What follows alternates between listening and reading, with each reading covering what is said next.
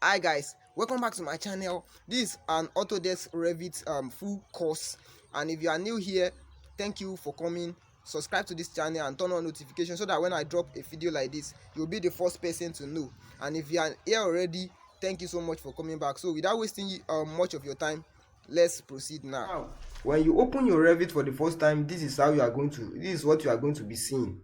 So under this left side is the properties panel, and the right side we have the project browser. So, and at the top here we have a lot of bars and a lot of tools that we're going to be making use of. So basically and most especially we're going to be making use of this architecture tab and this inserts. We're going to be making use of it, massing and sites, view tab, the manage tab, and the modify tab. So those are the most important for architects, most important tabs in Revit. So now the next thing we're going to be doing here is that we're going to be setting our levels. But before we go ahead and start doing that, I will like to first of all transfer a project standard, because I already have a project, an existing project that I want to be using the template. So basically what that means is that, for example now this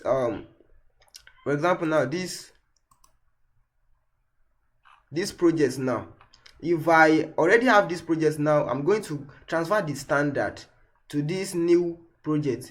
And the reason is because if I do that, the floors, the type of floors, type of walls, type of material that I've already created in the first project is going to be transferred to this place. So I'm going to go to this manage tab. Then under this manage, I'm using the Revit version 2020. So I'm going to look for this icon that says transfer project standard, and I'm going to click on it. Then under this place, it's going to ask me which project I want to transfer from. Then I'm going to choose this 4-bedroom. Then I'm going to select everything that I want to transfer. So in this case, I'm going to leave it like this because all is checked. So I'm going to click on this OK. Then I'm going to wait for it to load. So it's going to ask me to overwrite. I'm going to click on it.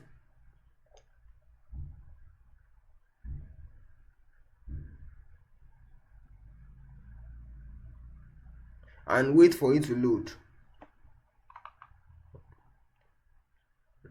So now we are here. So I'm going to go back to this architecture tab. Then under this place, I'm going to look for floor I'm going to close this ceiling plan, so that because it's looking like the floor plan, so I'm going to close it so that it will not cause some kind of distraction. Then I'm going to look for under this elevation. I'm going to click on one, just double click on one, so that we are going to be setting our level. So that's the first thing if we want to start any project. So what are levels are some kind of like from the top, from the bottom to the top, from the lowest level of your building to the highest level, to the highest height, to the top. So in this case, we are going to be renaming this one 01, and make sure you put number at the beginning of everything that you want to do in Revit. So 01 ngl 01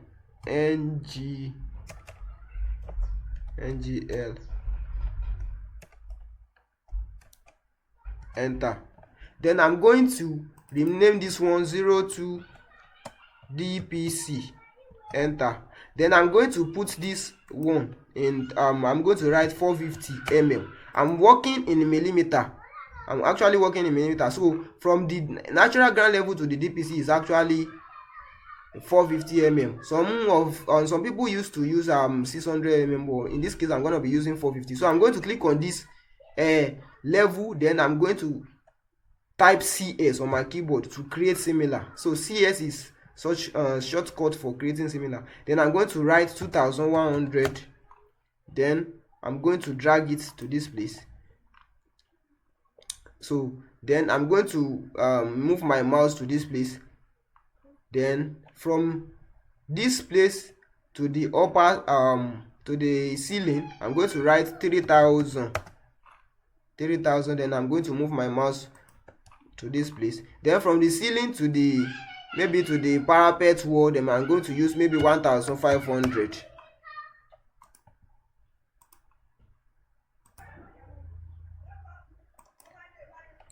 So I'm going to put 1500. So I will now go ahead and be renaming all these levels. So I will click on this one, then click on this small button here to make it like this, so that it will not be overlapping with each other. Then I will going to rename it 03 lintel 1, 03 lintel 1. Then this one I'm going to name it 04 ceiling.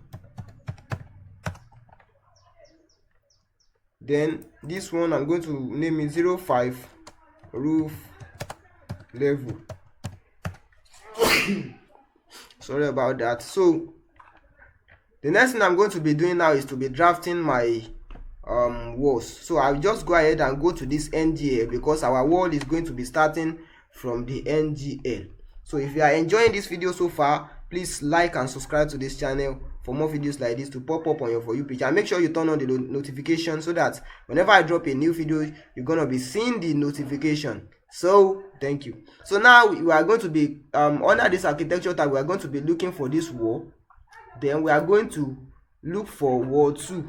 So in case you need a project template, I'm going to drop a maybe I'm going to drop a project template file in the description of this video. So, and if you have subscribed to this channel, you're going to be able to get the file, the project file.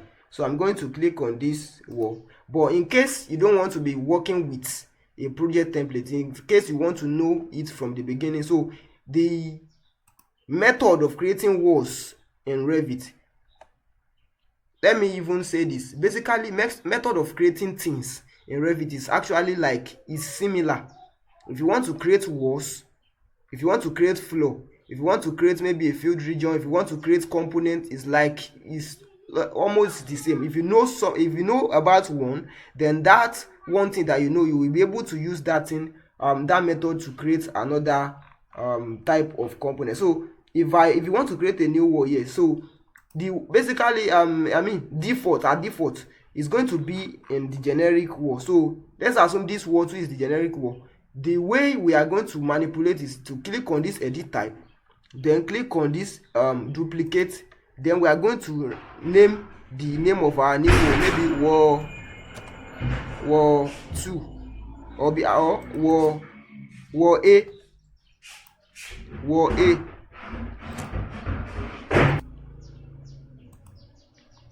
So wall A, then I'm going to click on this edit.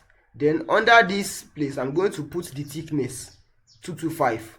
Then under this material, I'm going to change the material and click on this little button and to change the material. Let's wait for it to load. All right.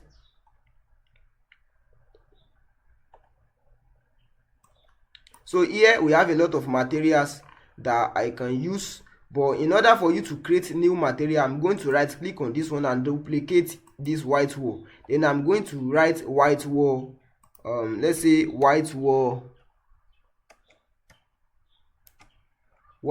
A, then enter. Then I'm going to click on this button here. Then when this little this page load, then I'm going to look for under this appearance, this second tab, I'm going to click on this one. Then I'm going to look for any material that is suitable for this kind of what I want to create. I'm going to look for under this paint. Then I'm going to maybe assign this this paint. I'm going to double click on this paint so that it will load here. You see that it will load right here now. So it has already loaded, but it's still gonna show. You see, this is what I'm talking about. No, so I'm going to go under this graphics. Then I'm going to make sure this use render appearance is checked. Then I'm going to click on this OK. Then click on this OK. Then click on this OK. Now I have my wall. All right. So the same thing applicable for flow. If I want to create flow, let's say I want to create flow now. Under this architecture, I go to this flow. Then I'm going to click on edit type. Then I'm going to duplicate, write the name of everything, anything I want to rename it to. Then click on OK, click on edit. Then I'm going to change the thickness. then I'm going to change the material the way I did earlier. So it's as simple as that. So now, since it is the wall that I want to be doing now, I will just cancel this one and go to this wall. Then I'm going to be drafting my walls now. So I'm just going to drag like this. Okay, drag like this.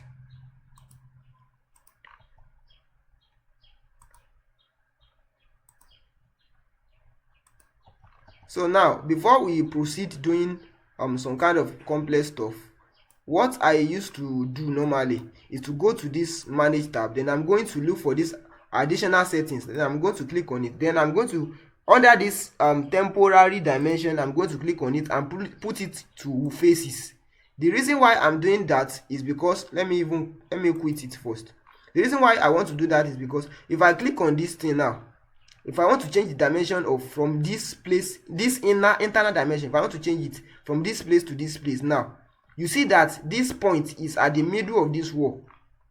This point is at the middle of this. That means the dimension is in to in, is not face to faces. So if I now change it to that thing that I did earlier, if I click on this and temporary dimension, I change it to faces now. Okay, then I click on this wall. You see that that point has moved to this internal dimension. That means if I want this place, this room to be maybe 3600 mm, you see now that from here to here, from this middle, this space is 3600 millimeter. But if I did not do it that way, if I want to make this space 3600 millimeter, I'm going to be adding the size of the wall, the 225. I'm going to be adding it to the, for example, now I'm going to click on this wall, then type this. I'm going to add the 225 wall to the 3600, making 3825. And that's a lot of like, it's going to be a lot of stress for some people that don't know how to, you know, how to do some kind of basic addition and multiplication stuff like that. So that's a problem solved now. So I will continue with drafting my wall. I'm going to continue drafting my wall. So I'm going to click on this one. Then this from here to here, I'm going to make it 3600.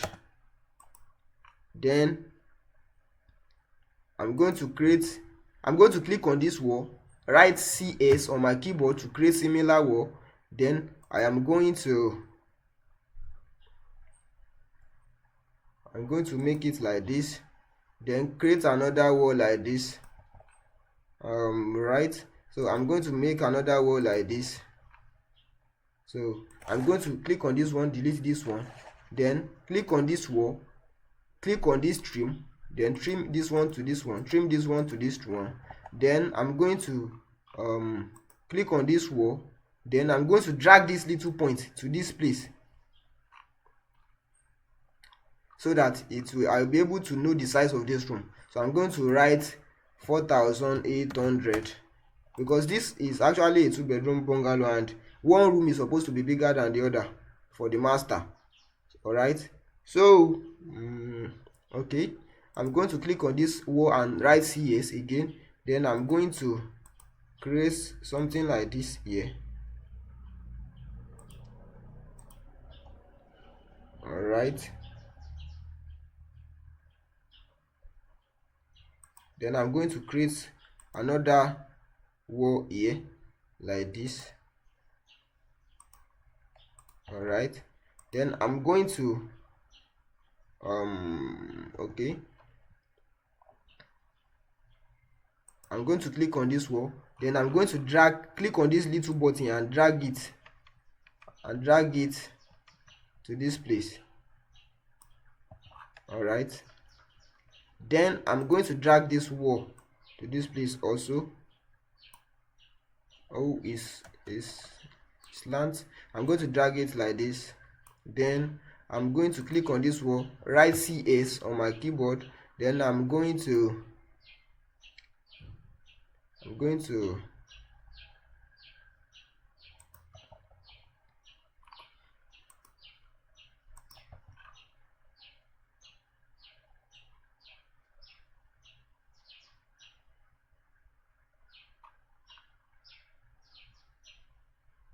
All right, so then I'm going to drag this wall a little bit to this place. I'm going to drag this wall a little bit to this place. Okay, then I'm going to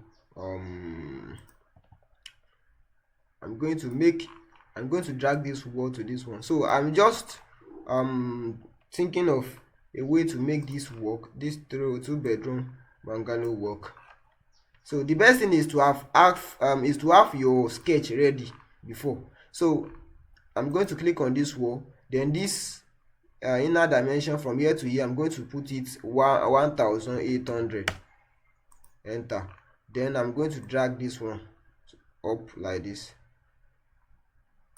All right, then I'm going to click on this wall, then the inner dimension I'm going to write okay, let me write 3900. Then I'm going to click on this wall, type CS, then I'm going to make it like this. All right, then I'm going to click on this wall and put 1200. I'm going to drag this one a little bit here, then I'm going to write from here to here is maybe 2700. If it's not too small, 2700. Okay, let me use 3 meter, 3000. Okay, I'm going to delete this dimensional. Then I'm going to click on this one, then from here to here I'm going to put 5400. Enter. Then I'm going to drag this one a little bit here. All right, I'm going to drag this one too a little bit up. Then I'm going to click on this one and type CS. So it's asking us to save the project. I'm going to go ahead and do that. So I'm going to locate where I want to save it, then I'm going to write the name, 2 bedroom bungalow. Enter.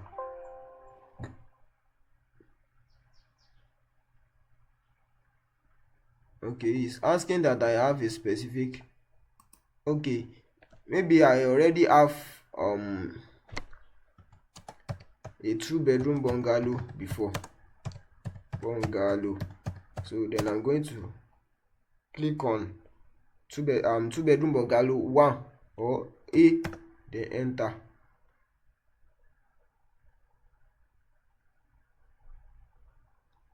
And wait for it to load. Now it has saved. So the reason why it's showing that before is because I already have some kind of 2 bedroom bungalow before. So I'm going to create another wall here like this. All right, then I'm going to type TR on my keyboard to trim. TR is a shortcut for this tool. So I'm going to trim this one to this place.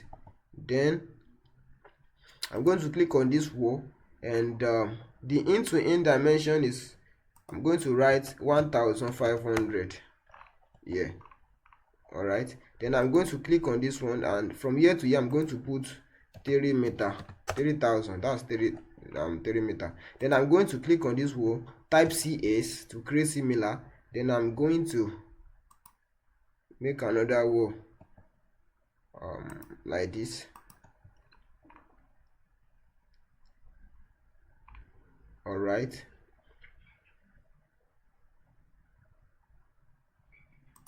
then I'm going to make this one to be like this.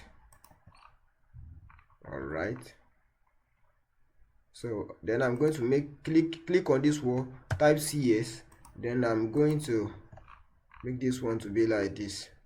All right, so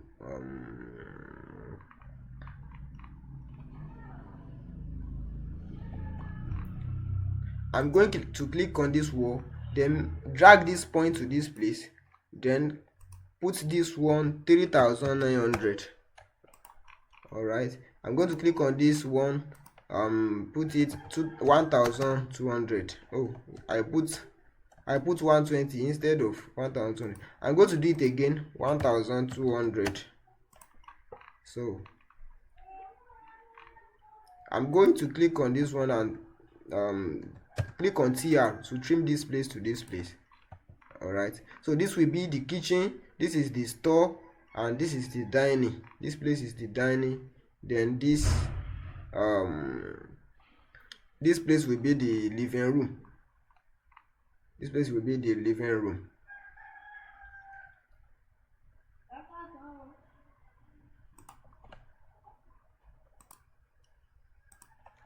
So now I'm going to click on this one, then I'm going to click on split, then I'm going to split it, then I'm going to click on trim this place to this place, then I'm going to click on this wall, then I'm going to drag it a little bit like this, then I'm going to click on this, then I can move it a little bit like this, or use my directional key on my keyboard to just drag it anywhere I want it to be. So all right, then I'm going to, I think I need to delete this wall, then I'm going to click on trim, then trim this one to this place, then I'm going to click on this trim extend, then I'm going to click on this place and click on this wall to be like this, or I can leave it the way it is before like this, and I'm going to reduce this place. I'm going to reduce the size because I want to create a back, like an entrance porch here. Then I'm going to click on this wall, then I'm going to drag this point to this place, then I'm going to reduce this this living room, then I'm going to add maybe 4,800. So let me see the dimension of here to here. So we are having 1 meter, which is still small. all right, which is still small. So I'm going to put 4.8. I'm going to put 4.5. That's 4,500. And I'm going to delete this one. Now we have a bigger entrance porch now. So another thing, I can just go ahead to drag this wall to this place, so that this master bedroom is going to be much bigger now. So then I'm going to click on this wall, type on CS, then I'm going to create a wall like this. I'm going to create a wall like this.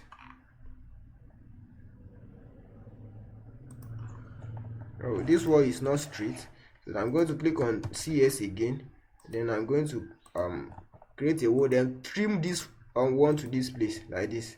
Then I can also trim this place to this place like this.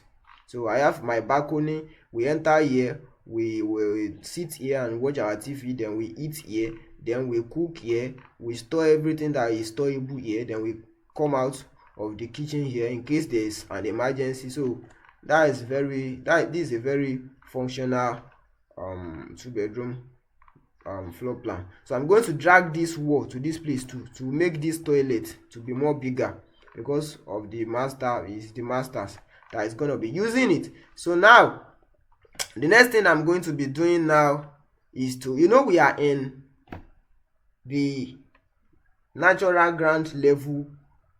We're in the natural ground level now.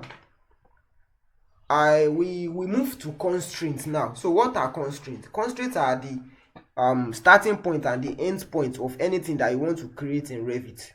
So now this wall, if I go to the elevation now, you see that this wall is even taller than all the levels that I've created. It's because I did not put any constraint.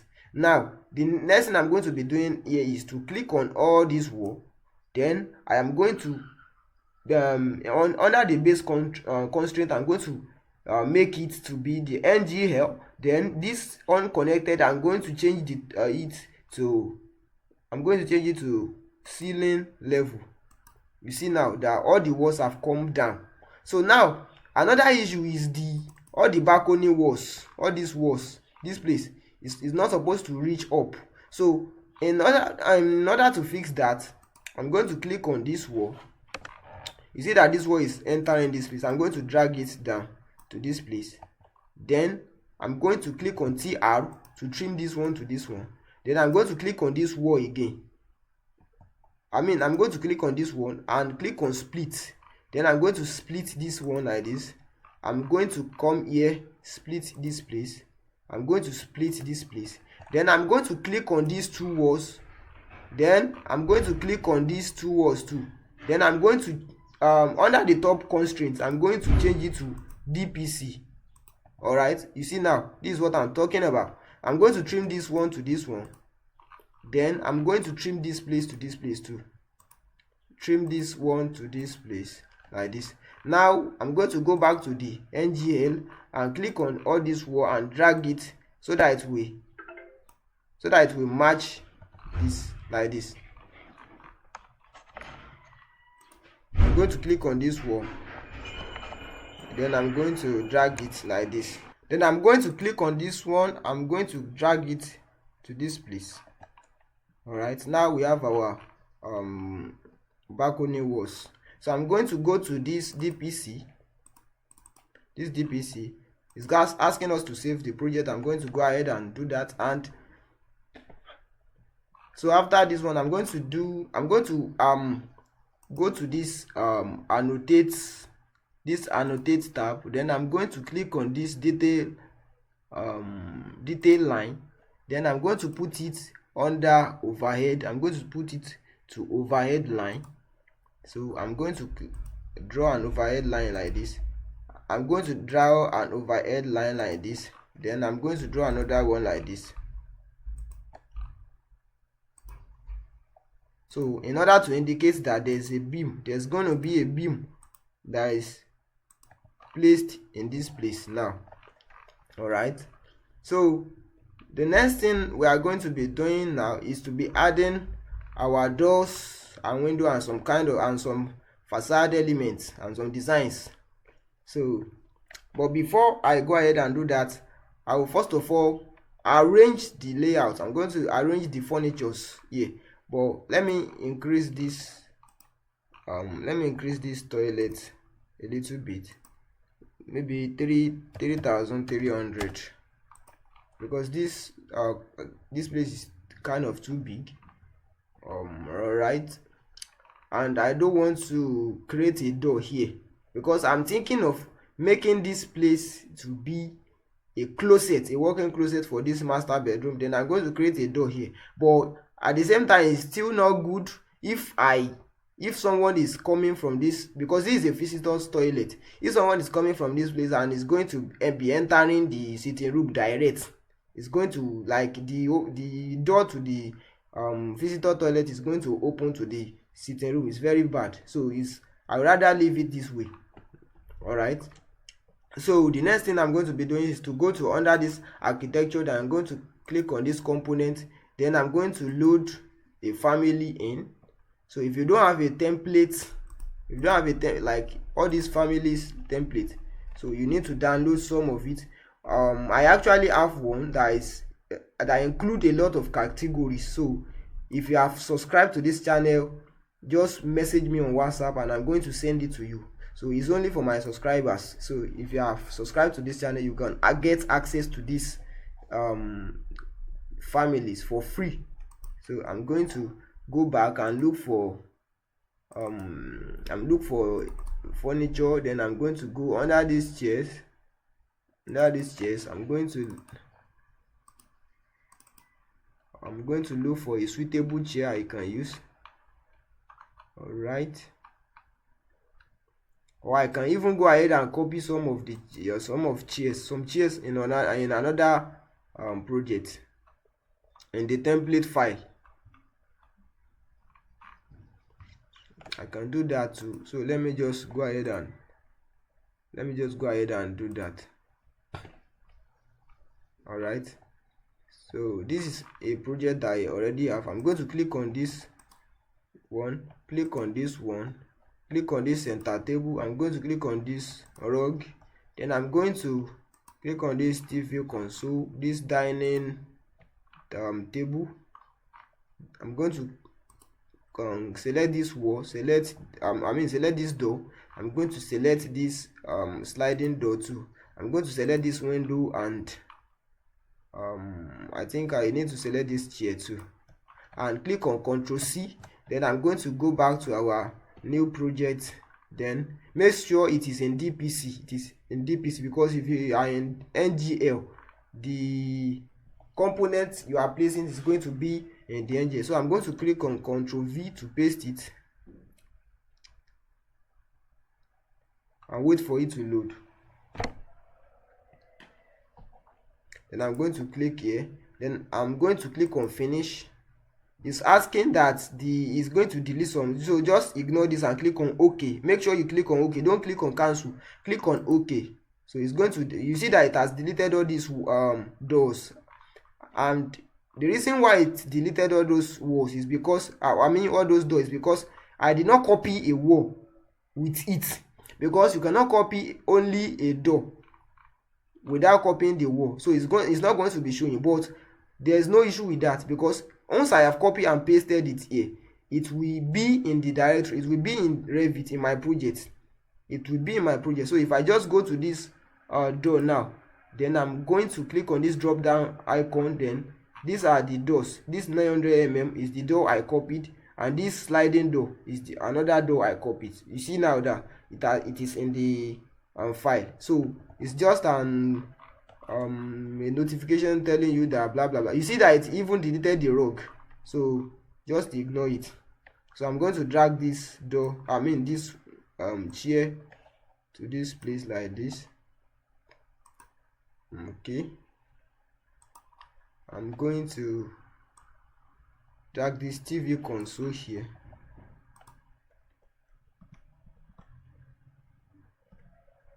So sometimes I use to wonder, because this TV console is too big. It's very too big. The TV console is very too big. Well, I'll just leave it like that for now. I'm going to drag this center table to this place. Then I'm going to drag this chair here. Then I'm going to click on this little icon to mirror it like this. All right. So now we have our component. So I'm going to click on this and drag this dining to this place.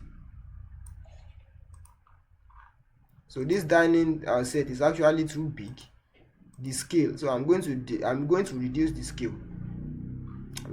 So I'm going to click on this, click on it like this. Okay, let me go back, because some people don't actually know what I did to come to this place. So what I did was I click on this component, then click on this edit family, and it's going to bring me to the tab, to this place. I'm going to click on it, then click on this edit type. I'm going to put this scale factor to 0.7 and click on apply, then click on OK, then click on load into project. Then I'm going to select the project I want to use. I'm going to select this 2-bedroom bungalow. I'm going to uncheck this supermarket project. I'm going to click on OK. I'm going to click on override. You see now that it has become smaller. It has become smaller. All right. So I'm thinking of, okay, let me just click on this wall and put this point to this place like this. Then I'm going to put 5,700 so that it will be more bigger. Then I'm going to use my directional key to move it to this side. All right.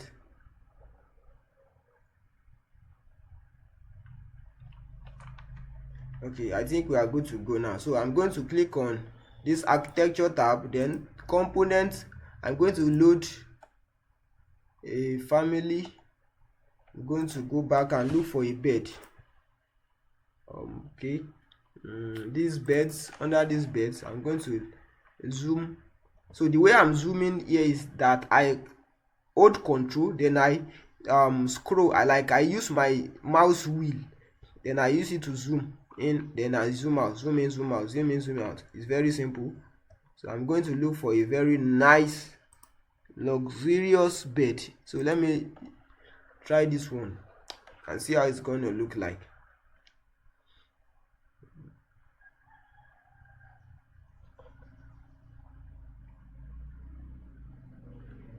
Okay, so I think I'm fine. I'm okay with this one. I'm going to put a bed here, then I'm going to put another bed right here. All right, so I'm going to click on this wall, then I'm going to click on CS, then I'm going to look for a wall, a 150 wall that I created, a 150 this 150 wall. So I want to use it to create like a wardrobe wall.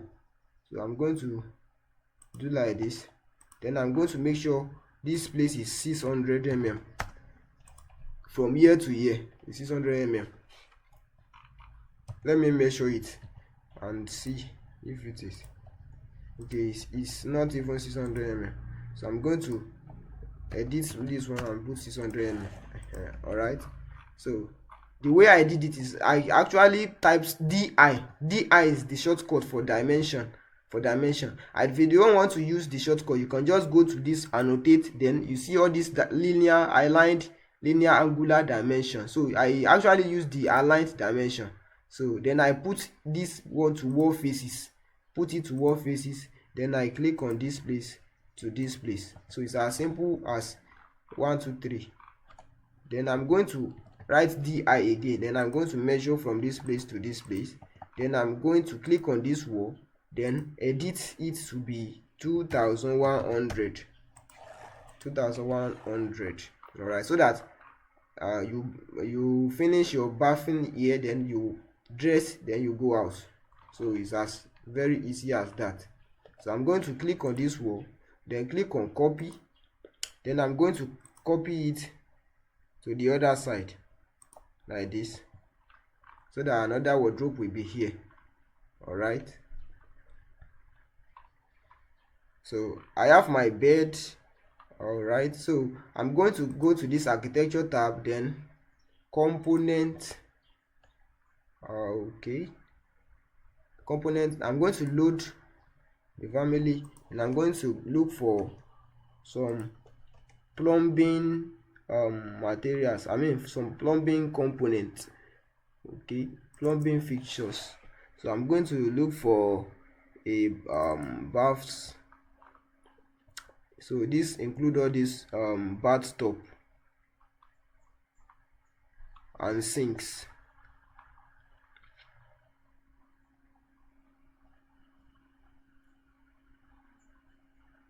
So I'm going to load this shower tray. Then I'm going to put one here. I'm going to put another one in this place. Okay, I even actually forgot that the toilet for this one is here. So that's why I had the 150 wall. That's why I had it here. So I'm going to make this shower tray to be bigger. So I'm going to click on it. Then I'm going to click on edit type. I'm going to duplicate and put it shower tray 2. So it even write the 2 for me. So I'll click on OK. Then I'm going to change the depth. The depth is 900. Then the width, I'm going to change it to the size of my toilet the other time. I think I put 1800.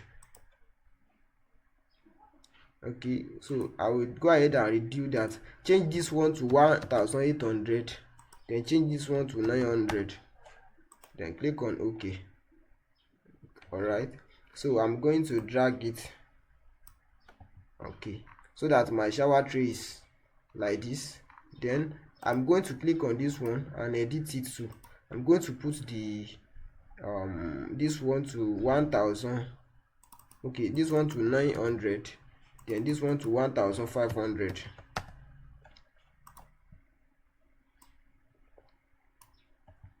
Okay,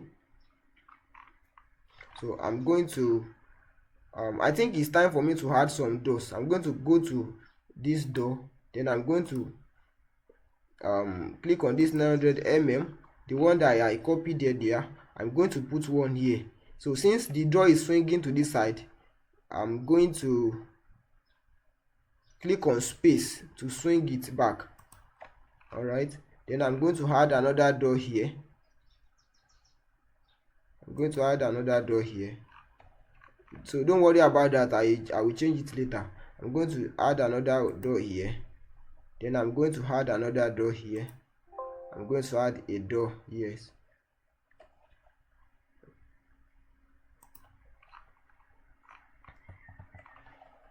Okay, so I'm going to click on this one, use my direction key to move it up. Okay, so I'm going to click on this one and use this button to flip it.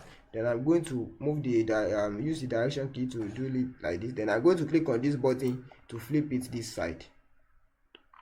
All right, I'm going to delete. Oh, should I not delete it? Okay, let me just leave it this way. Let me leave it this way. So I'm going to click on this wall and change this dimension to 2400. 2400.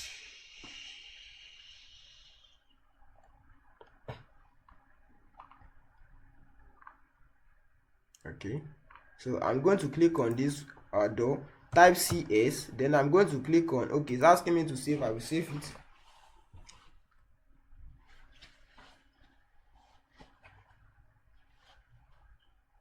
So I'm going to type, I'm going to click on this edit type, then duplicate it and write 750 mm. Then click on OK. Okay, then I'm going to change the dimension, the width here. I'm going to change it to 750 mm. Then I'm going to click on OK. Then I'm going to put one here. I'm going to put another one here. Then I'm going to put another one here. All right, so we have our doors to the toilets. So I'm going to click on this wall, then I'm going to click on split, click on split this one to this place, then also click on it and drag this wall down, then click on this one and drag this one to this place. Then I'm going to click on this. Okay, it has even joined itself. I'm going to click it again and split it again. Then I'm going to make the top constraint to be DPC. So I'm going to go to this NGL, then I'm going to click on this wall and drag it to this place like this. All right, I'm going to go back to DPC. So I'm going to go back to DPC and look for some other component that I need to add to this project. So I don't need any components in this store.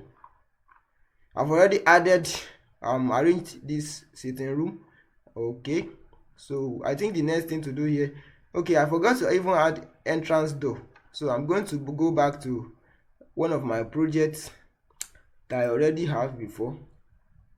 Okay, for example, this one. I'm going to click on this double door, then Ctrl C, then I'm going to go back to this our new project. Then I'm going to click Ctrl V to paste it. Paste this Ctrl V to paste it. Then I'm going to paste it in this wall like this. I'm going to click on space to swing it to this side, and I'm going to click on it. All right, it's okay like this. So the next thing I'm going to be doing, I think, is to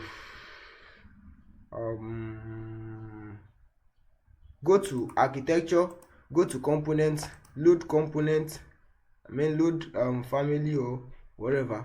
Go back to look for some kind of maybe shower trees, shower head. Okay, this one is shower head. I'm going to click on it and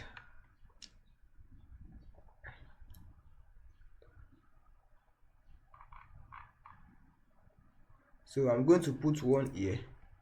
I'm going to put another one here. So basically it's just space. Click on space to just automatically rotate anything that you do that you want to place in Revit. I'm going to go back to component and click on load another. I want to load another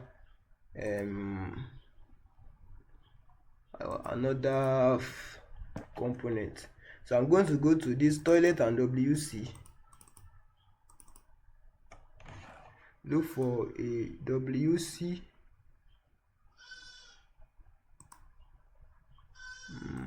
I'm looking for a very nice premium WC.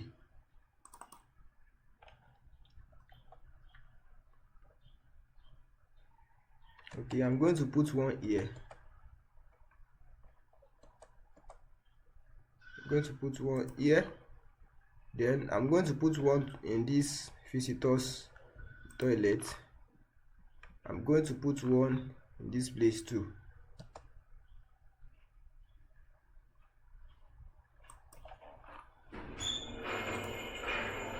So I'm going to click on this component.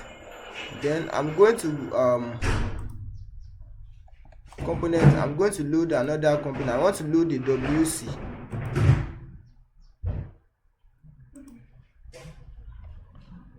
I'm looking for a WC. I mean a sink, not a WC. Sinks. I'm going to look for a suitable sink that I can add.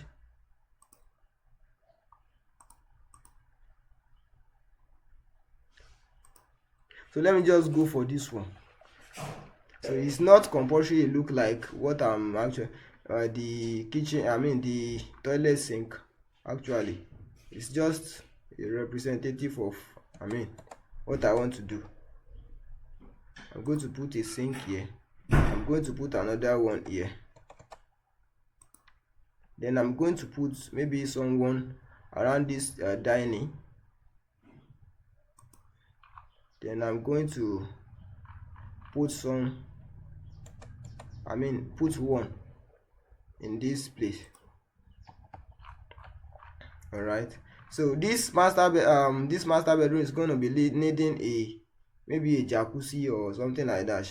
So I'm going to go to this component again and load, and maybe I'm looking for a under this bathtubs. I'm going to look for a very small and nice bathtub I can add. So I'm feeling like this one is too big. I don't know if I should change it. So if it is standing here, or if it is standing here, right here, it's going to be causing roadblocks. Okay, what can I do?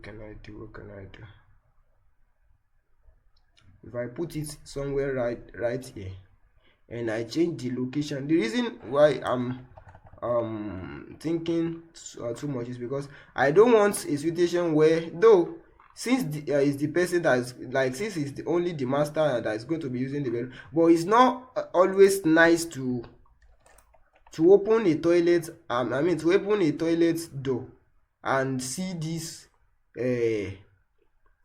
toilet. It's not always good. So that's why I don't want to change the location of this, but in this case I think I'm going to change it. So if I put it somewhere around this place, then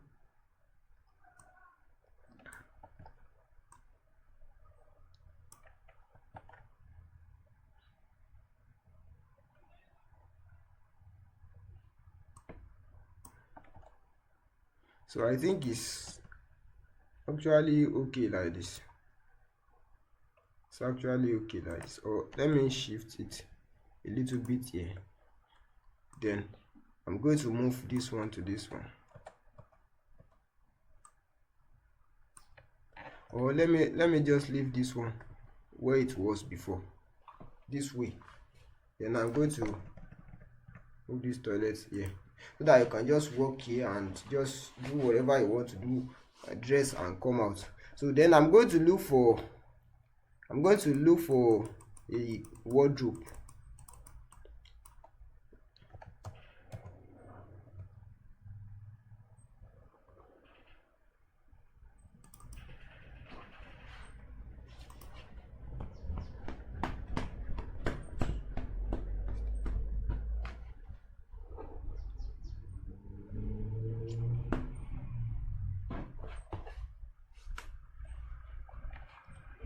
So this wardrobe is actually a nice wardrobe. So I'm just going to click on this load into project, choose my project that I want to load it into.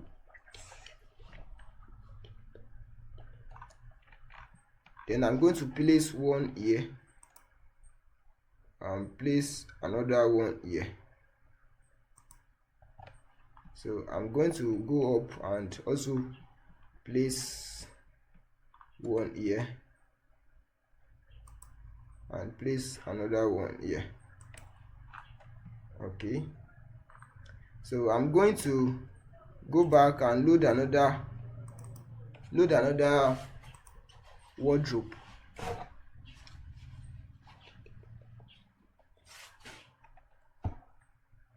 So I'm going to go, I click on load into project, click on OK, click on override.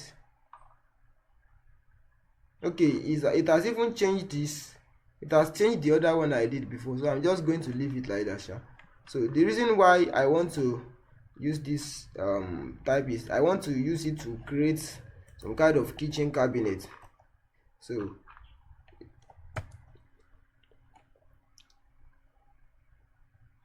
because me, I don't usually like to,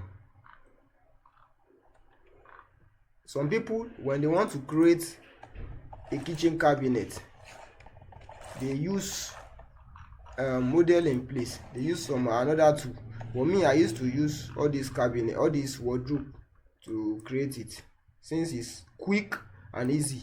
So I'm going to click on it and click on edit type. Then I'm going to change the width of this wardrobe to be 2100. Then enter. Then I'm going to move it, use the direction key to move it to the right side like this.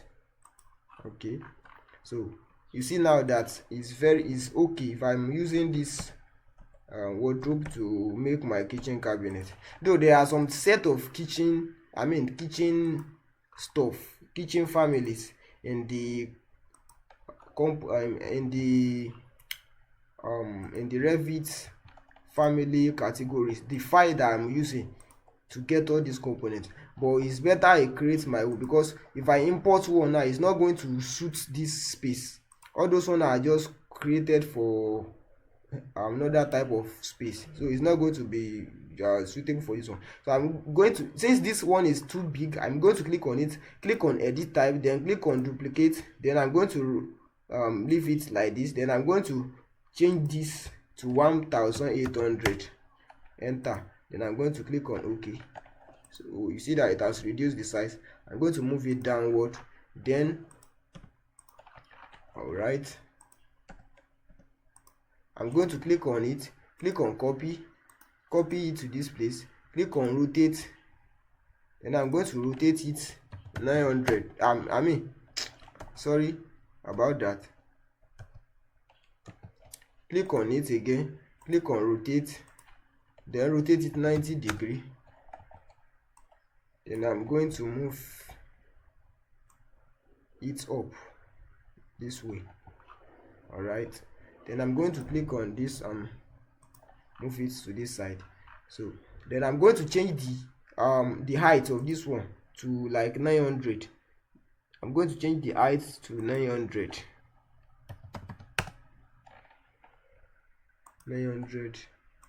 So I'm going to change the height of this one to,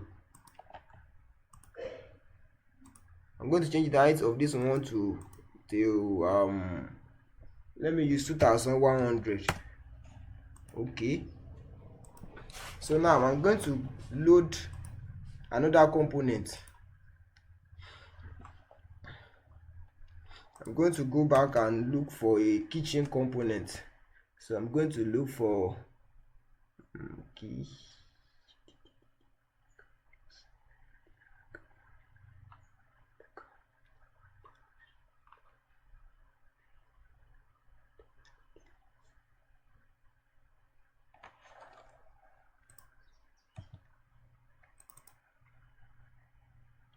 kitchen appliances.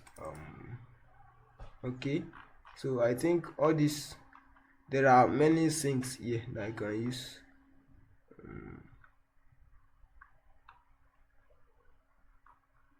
Okay.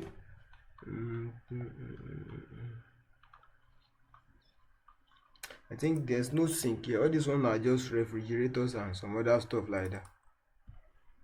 This one are cabinets. Domestic bedroom, domestic kitchen.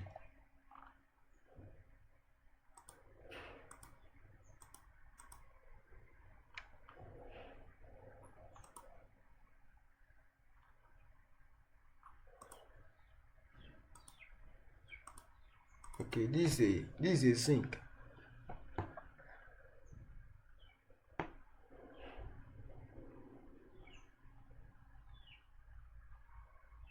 So the size is looking too big. The size is very big.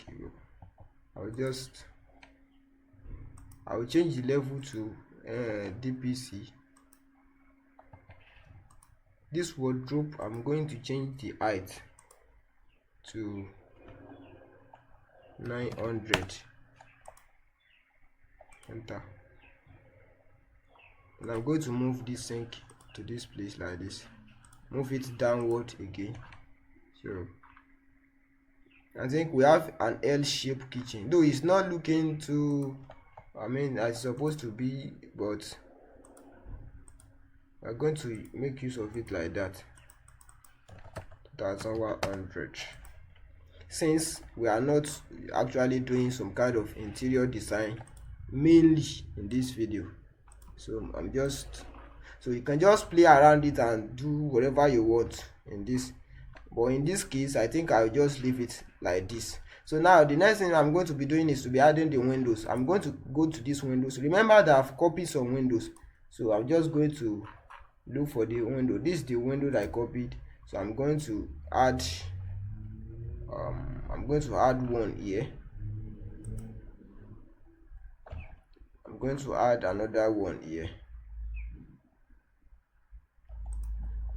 I'm going to click on this bed, then rotate this bed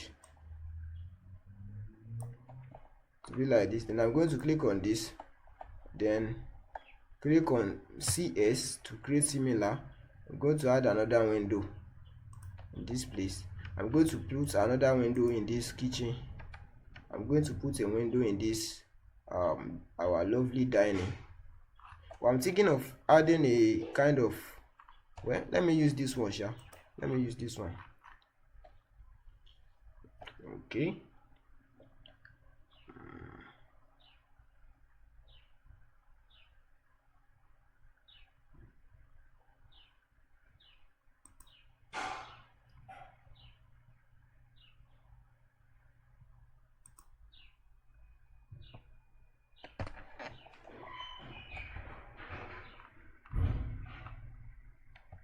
So I'm going to go back to my previous project, because I want to copy some things. I'm going to cancel this one. I'm actually looking for my previous. Okay, I think it's this one.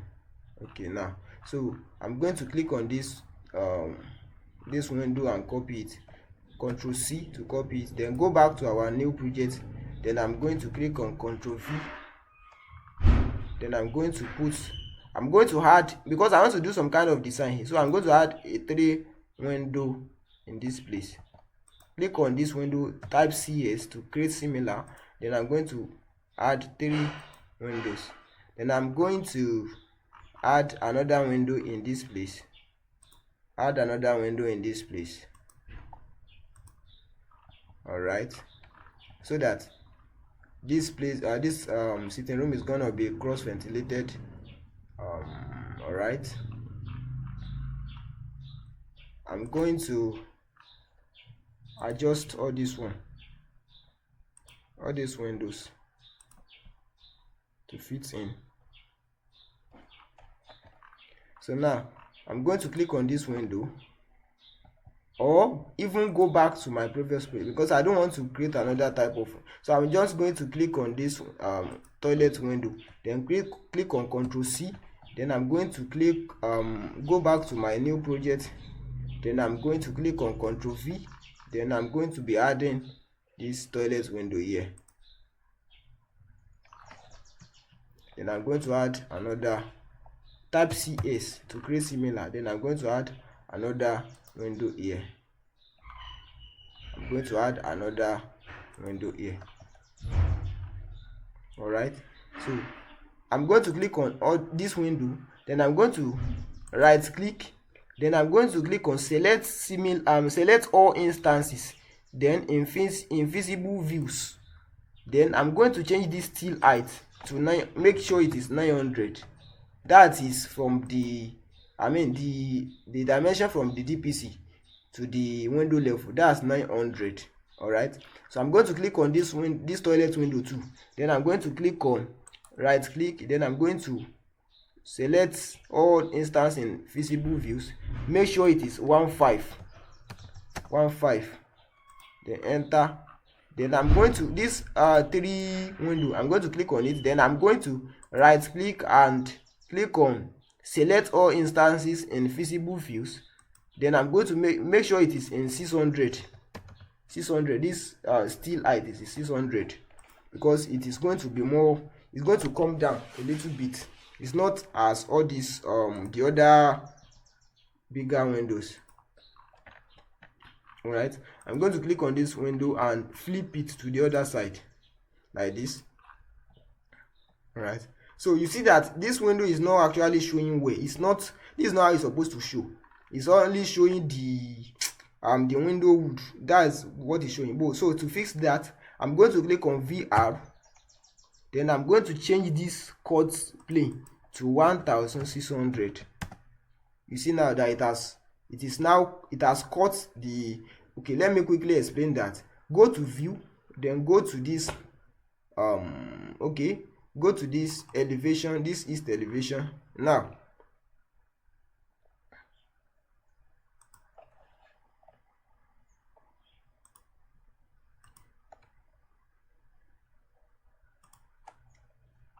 okay, what actually happened is that before the camera, the camera, you know, a floor plan is a kind of horizontal section, like where your building is being cut. Like assuming you cut your building with a knife horizontally,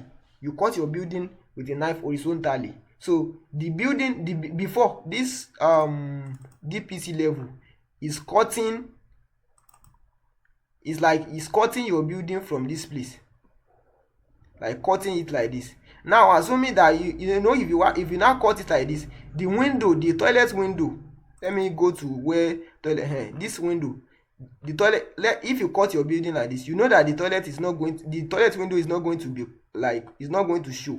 So that's what happened here. So and imagine, you see that all these windows too, they are kind of coming down, and the reason is because the levels where all these windows are, they are in NG here. So if I click on this like now, if you will see that it's in NG here. So I'm going to click on it like this, then I'll right click, then click on select all instances in visible views, or in entire project. Let me use entire. Click on it, right click on select instances in entire project, then I'm going to change the level to DPC. All right, you see now that every one of them has gone up. So I'm going to go back to east. You see now that this one too has changed.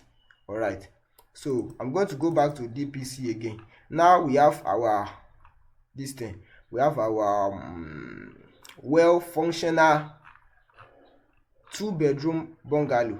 Now if I want to change the graphics, of this, I will show you in a bit now, but I'm thinking of adding a chair in this master bedroom, because you actually need a chair. So I'm just going to click on this chair, then I'm going to click on Control and drag this in order to make a copy of it.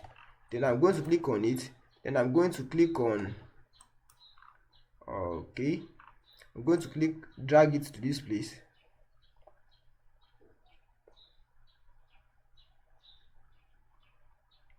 Or even drag it, place it here. I'm going to click on rotate, then I'm going to rotate it 90 degrees. Okay, then I'm going to click on it again, click on edit type, duplicate it, so that if I change, okay, I mistakenly click on the load, duplicate it, click on OK, so that if I change the width, it's not going to change the original one. So I'm going to change the width to 1.5. You see now that it did not affect this one. So that's why it's very good to always duplicate anything that you want to do in Revit. So I'm going to move this bed a little bit up. So now you can sit down here and watch your TV here, because there's going to be a TV cabinet here. I don't want to use this one because this one is too big. This one you can even see for yourself that it's too very big. I don't know which kind of TV console is this one. So in the real world, TV console, though there are some of TV console that are as big as this, but in a normal place, it's not actually like this. So yeah, some people can even have maybe a 450 cabinet of TV console and just place their very tiny TV. But because this Revit file, the file that I'm getting all these families from there, it is a very old file. It is a 2009, I think 2009 file. So that, and it's kind of an advantage, because if you are using higher version, you will be able to open it. So it's almost useful for anybody, because it's not even easy to find someone using a lower version of Revit than 2009. I don't think you can even find someone using 2009 or even 2010 or even I think the list I last saw was 2018. So, and I'm even using 2020. So now, in order to change, like let's assume you want to present, you want to make this you want to present this floor plan now. Just click on GD, then under this tab we are going to click on this place, then click on shaded, change it to shaded, click on smooth line with anti this blah blah blah, then click on this shadow. Under the shadow, turn off the two shadows. Then under the lighting, make this ambient light to be 80, make this sunlight to be maybe or even 100. We are going to just play with it. Then make this shadow to be, lower the shadow to be 20, then click on apply. All right, so I think the ambient is too much, or the sunlight is too much. I'm going to reduce it and click on apply again. All right, I'm going to click on OK. So the we forgot to do some things. We forgot to add a flow to this, so that's why it's showing the blank. You see that everything is just blank. So I'm going to go to architecture, then I'm going to click on this. Under this flow, I'm going to click a flow. This flow, this second flow, I already have it before, so I don't need to create. So if you want to create flow, it's simple as creating wall. So just click on edit type, click on duplicate, click on OK, click on edit, change the thickness, then change the material. It's as simple as that. So I don't need to do that. I will just cancel it like this. I will just, so click on this pick line in order to create our. So basically what I used to do, I used to create my flow inside. Some people, they will start it from, like in real life, a floor is supposed to be from this place. It's supposed to cover everything here. This slab, this is actually called an oversight concrete or concrete bed. It's supposed to cover every space on the every place of the DPC. But since for graphical reasons, because if you do it like that, your design is going to be looking somehow, at the other side of the, I mean, if you want to snap your perspective or something like that. So I'm just going to click on pick line, then pick this one, pick this one, then pick this one, then I'm going to pick this place. All right, then I'm going to click on TR, then trim this one. Okay, click on pick line again, pick this place, pick this place, pick this place, click on trim, trim this one to this place, then trim this one to this.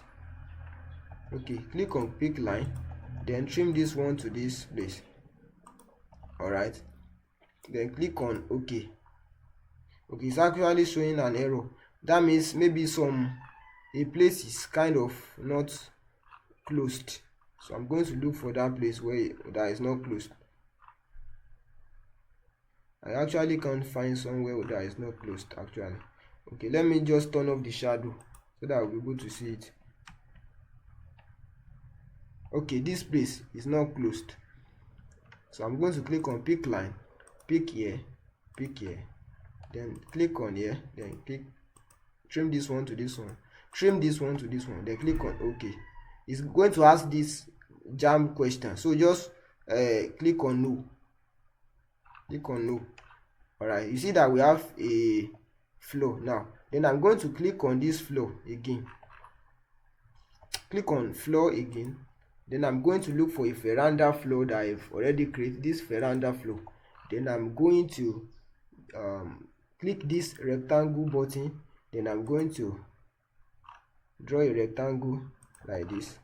Then I'm going to also draw a rectangle like this, then click on OK, click on no. Okay, so now we have our veranda flow. Then if I turn on my shadow again, you see that we have a beautiful floor plan. So if you present this to your client, it's going to say wow, because this is actually looking nice. So our next part of this video, I'm going to be showing you how to create some facade elements. So if you want to see this thing that we have done, you want to see it in 3D, I'm just going to go under this field, and I'm going to double click this default 3D field, double click on it, then it's going to load. You see now, this is what we have actually made, this masterpiece. This is what we have actually done, this amazing, beautiful 2-bedroom bungalow. So if I change, I can change the graphics to anywhere I like. I can just change the graphics to maybe shaded, to see it in like shade. This session we are going to be doing some nice design and facade elements to this our 2-bedroom bungalow design. So what I will first of all do is the approach view. I want to do the approach view, so I'll just go to the ceiling. Then you see that in this ceiling it's not showing anything, and it's because of what I did not say. So I'll just go in this properties panel, then I'm going to look for underlay. Then in this underlay I'm going to change it to DPC. Now we have some underlays showing now. So what I want to be doing now, I'll just go to wall, then I'm just going to click on this pick line and make sure it is in this type of wall, the one that we have been doing before. So I'm just going to click on the middle, because the position of the wall we are creating is currently set in the middle. So I'm just going to click on this. Okay, I'm going to delete this wall because it is actually not 225 wall. So I'm going to click on the wall again, then I'm going to change it to this wall A. That's the 225 wall. Then I'm going to click on this pick line, then I'm going to pick here, then I'm going to pick here, then I am going to pick here, and also pick here. I'm going to pick here, I'm going to pick here, then I'm going to click on trim. Okay, go to modify tab, click on this trim this one to this place, then trim this one to this place. All right, I'm going to click on this one, delete this one, then click on this one and drag it to this point. So drag it to this point. Then the next thing I'm going to be doing now is to actually click on this one, then click on copy. Then I'm going to copy it like this from here to here. Alright, so I'm going to click on this one. Alright, I'm going to click on this one and drag it to this point like this. You note that I doubled this wall, and there's a reason behind that, so I'm just going to be showing you very soon. You will see the reason why I doubled that this wall. Alright, so I'm going to now click on this one, and click on this one. Then I'm going to set this top constraint to the, make sure the top constraint it is in the roof level. Then I'm going to change this one. I'm going to change this one to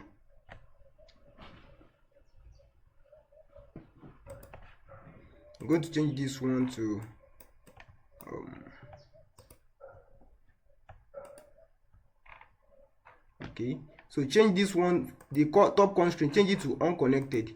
Then put 1200 in the unconnected, so that it will be lower. So if I go to 3D now, you will see what I have actually done.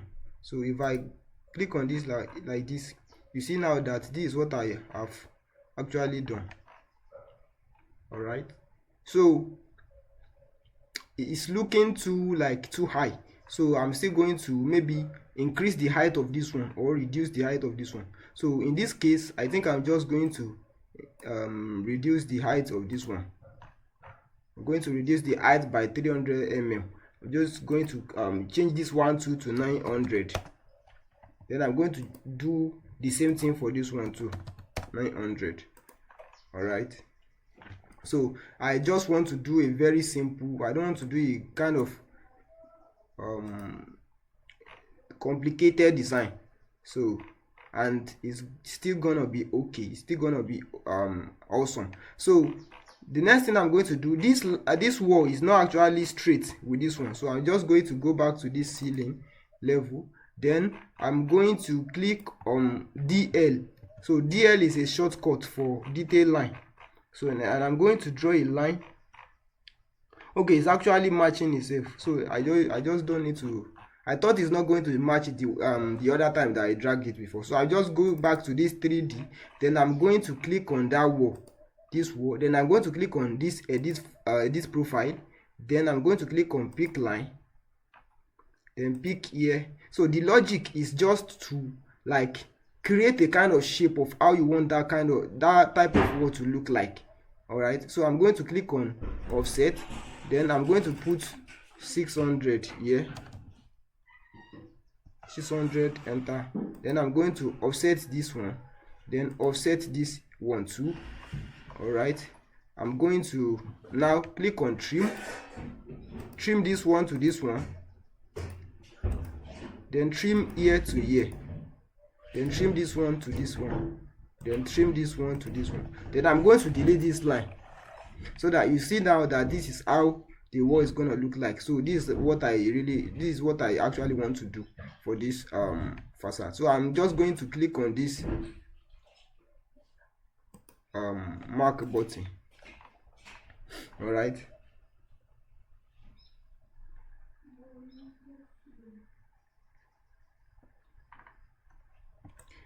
so the next thing now, I'm feeling like I should still do something. So let me just go back to this view and click on this one, then click on this profile again. Then I'm going to select all this one now. Then I'm going to move it up to maybe with maybe 450 mm. I'm just going to click on this delete constraint and do what I want to do. Then click on this OK. It's showing some errors, so I'll just ignore that error. All right, so then I'm going to make this wall, I'm going to make it match this external wall. So I'm just going to, this top offset, I'm going to put 450 to it, so that it will match with this one. All right, so I'm going to click on this one too, then top offset 450. Okay, so we are getting there. So I'm going to go back to this ceiling. Then I am going to now click on this one and drag it to the middle of this one. Then I'm going to click on this one, then click on copy, then copy this one to this place. Then I'm going to drag, though I don't need to drag safe, so let me just, maybe I'll just leave it like this. I'm going to drag it like this. So let me just go ahead and drag it, or even undo it. I will edit the profile later. So I'm going to now go back to this view. Then I am going to now click on this one and put the base offset to let's use something like 450. Then on this unconnected, I'm going to change it to 600. All right, so that it will match with this one. So minus 450 and 600. All right, so I'm going to now go back to this ceiling. Then I'm going to click on this one. Then I'm going to write CS to create similar. Then I'm going to now create a wall outside like this. Make sure it is outside like this. Then I'm going to drag it, or click on it, then move it, and move it to this edge.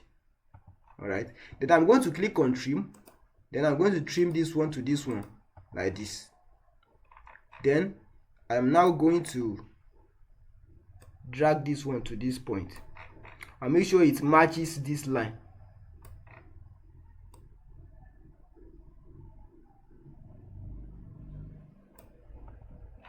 So it's actually not matching it, but I can just go back to this 3D. Then I'm going to edit the profile. Click on it, click on edit profile. Then I'm going to drag it to match this line. Then I'm going to click on this remove constraint and blah blah blah. Then click on OK. Now it is matching it. It is matching it now. Then I'm going to click on it again. Click on edit profile. Then click on pick line. Then pick here and click on offset. It's already in 600. Then offset this one to this side. Then I'm going to click on this trim. Then I'm going to trim this one to this one like this. Then trim this one to this one like this. Then trim this one to this one. All right, then I'm going to now click on OK. Now we have this nice looking facade design. So if I go back and go to this shaded, if I change the graphics from here to shaded, now we see what we have done in 3D. This is what we have done in 3D. All right, so I'm going to click on this wall, then change it to 1200. Change this unconnected to 1200. Okay, it's actually more higher than it. So I'm just going to go back and click on this front camera icon, change the graphics back to hidden line. Then I'm going to click on this wall and drag this little arrow till it matches this one like this. So I think we are good to go with this one now. So now the next thing I'm going to be doing now is to click on this wall. Then I'm going to click on edit profile again. Then I'm going to offset something like 450. Offset it downward if it is not too much. Okay, I think it's too much, so I'll just go back, click on this wall and change this dimension to 300. I think 300 is, so click on this trim, then trim this one to this one like this, then trim this one to this one. I'm going to delete this line, then click on OK. It's showing some blah blah blah error, so I'm just going to go back. It's showing that the wall is overlapping with this one, so I'm just going to, it's either I reduce the height of this wall or I edit the profile for this one. So I'll just go ahead and reduce the height for this one like this.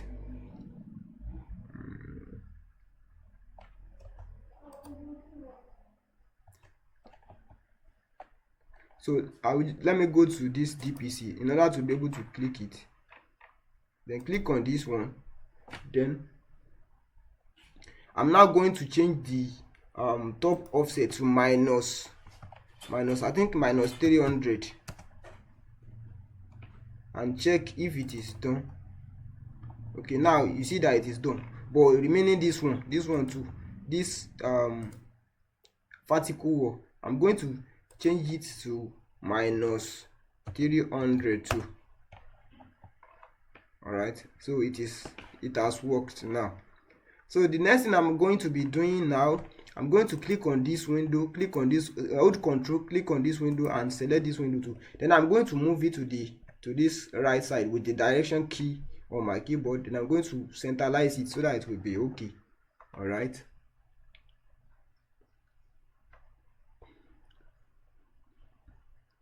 So now the next thing I'm going to be doing now is to be doing some kind of like some design elements. So I'm just going to go back to this place. Then I'm going to think of a design, a facade design I can add to this site. Okay. All right, so I'm just going to rotate my camera like this. Then I've just thought of a design. I'm going to go back to this architecture. Under this component, click on this drop down arrow, then choose model in place, then go. Okay, it's asking us to save the project, and I'm going to go ahead and do that. Then I'm going to choose casework, and I'm going to click on OK, then click on OK. All right.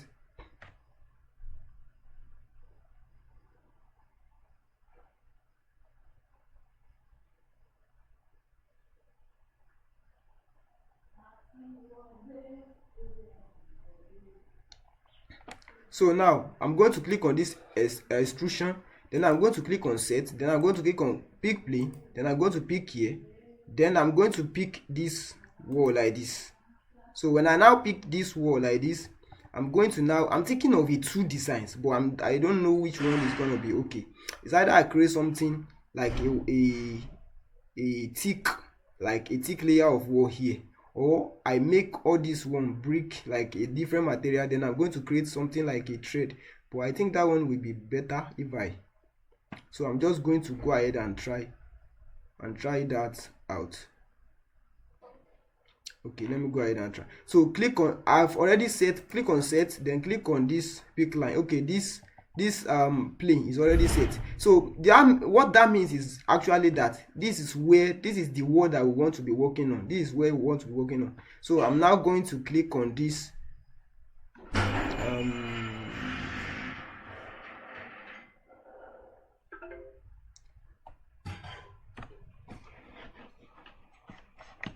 okay, go back and click on this cut, like cancel this thing and go back to this create, then go to void form, then click on this void extrusion. It's actually void extrusion I want to do before, so I just made a mistake. So I just click on this set, then click on pick plane again, then I'm going to pick this plane, pick this wall like this.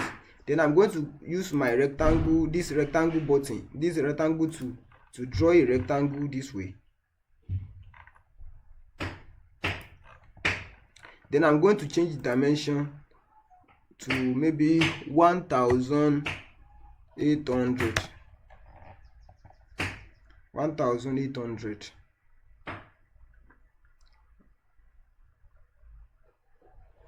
Then I'm going to change this extrusion end to 10.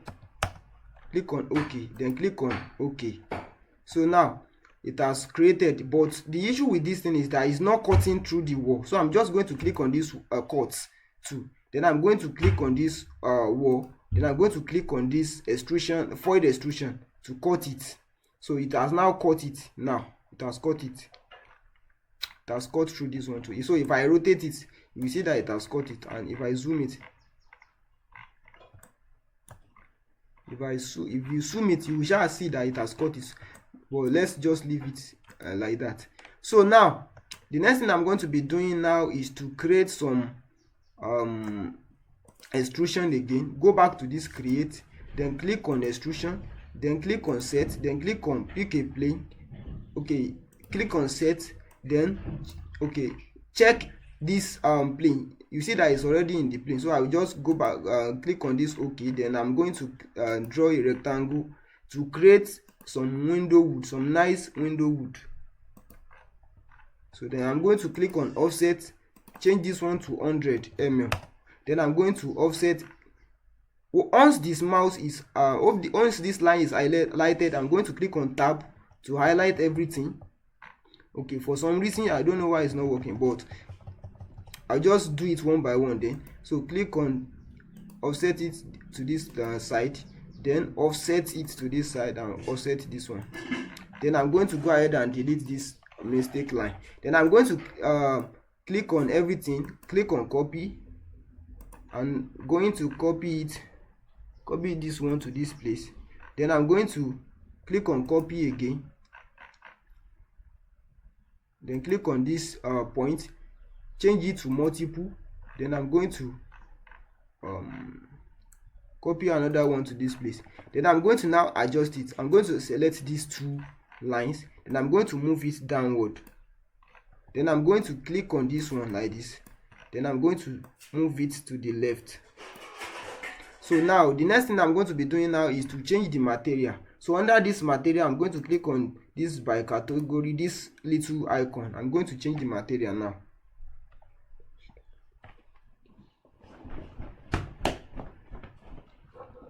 So now I'm going to look for a brick material. So you have already know how to create a material. So if you don't know how to create a material, you can just like, if you don't have the material you want to be using, so you can just create one. So I'm just going to look for a brick material that I already have. So this brick wall is this brick wall. Then I'm going to click on OK. Then I'm going to change this extrusion end to 75 mm. So we have 75 mm now. Okay, so we are having this nice window wood. So now the next thing I'm going to be doing is to create some concrete work, a concrete design to this side like this. So since it is just only this space, I want to do that. So I'm just going to be using extrusion for it also. Go to create, then click on this extrusion, then click on set. So it's already in the plane, so I'm just going to go ahead and continue with my work. So I'll just click on this rectangle, or even click on this pick line, then click on this line. Then after that, I'm going to now click on offset, then offset it. Is already in 100 mm, so I'm going to offset it downward like this. Then I'm going to now pick this line, then pick this line. All right, then I'm going to pick this line too, pick this line, pick this line, then pick this line, then pick this line, then pick this line. Then I'm going to click on trim, then trim this one to this side, trim this one to this side. Then click on split to split this line like this, split this one to like this. Then click on trim again, trim this one to this one, trim this one to this one, then trim this one to this one, trim this one to this one. Then click on split again to split it in the middle. Then click on this trim and trim this one to this one, then trim this one to this one, trim this one to this one. Then click on split again, split it like this. Then click on trim this one to this one, trim this one to this one, then trim this one. Click on pick line again, then pick this one, then trim this one to this one, trim this one to this one, and trim this one to this one, and trim this one to this one. So we are good to go now. Then I'm going to click on this pick line again. I'm going to pick here. Then I'm now going to click on offset this 100 mm upward. Then click on this pick line. I'm going to pick this line. Okay, I'm actually thinking of picking this. Okay, let me pick this line. Then pick this line too. So you see that this wall is actually not reaching the end, so I'm just going to go ahead and adjust it later. So trim this one to this side like this, then I'm going to trim this one to this one, then trim this one to this one like this.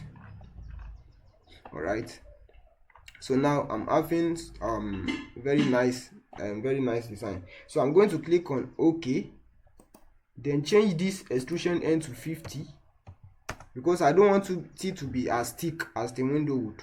I can even use maybe 30 safe, but I think it is okay like this. Then I'm going to change the material. I'm going to change the material to a white material because it's currently in brick. So I'm going to look for a white wall that I've created. So this white wall too, let me use this white wall too. So because that one is very white, it's even whiter than the then I'm going to click on this window woods. Then I'm going to change the material too. I'm going to change it to white wall also. Look for a white wall material. All right.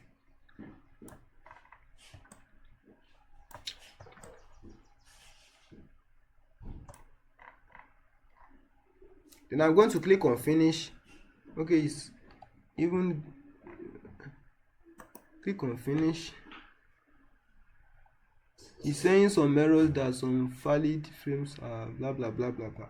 Okay, I think all right. Let me change the plane. Click on this and click on edit work plane. Then I'm going to click on pick a plane. Pick. Then I'm going to pick here. I'm going to pick here. Then click on finish. Okay, it's still showing error, so I'm going to do the same for this one too. Click on here, then click on pick a new plane, then click on pick plane. Then I'm going to pick this too. Then I'm going to click on finish.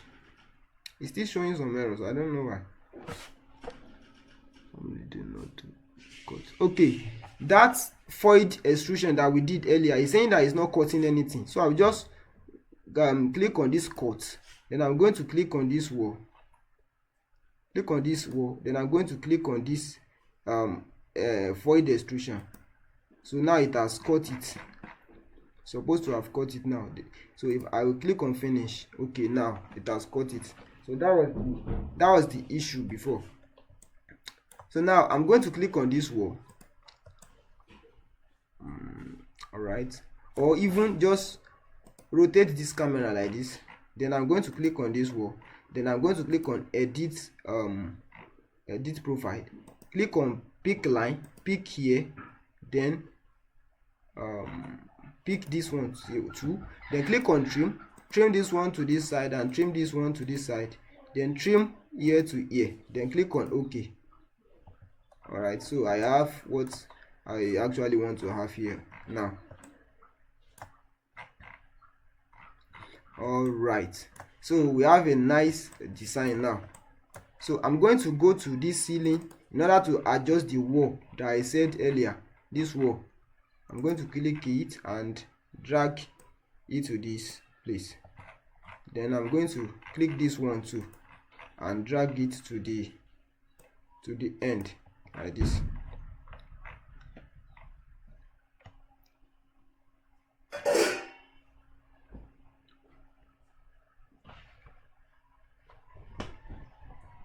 So now the next thing I'm going to do, I'm going to click on this wall. Then I'm going to type CS on my keyboard. Then I'm going to create another wall here, so that this place will be a slab. Because if this place is not a slab, we may not be able to roof it like this.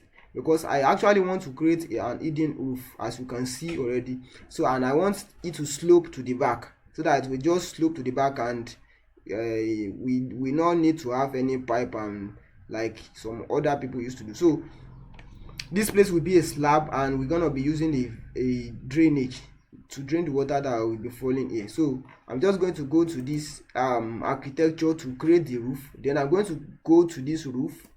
Then I'm going to click on edit type. Then I'm going to click on duplicate. Then I'm going to actually have the roof I want to use, but this is how to create roof in Revit. Click on OK. After changing the name, click on this edit, then change this thickness. So now what this basically means is the thickness of the roofing sheet.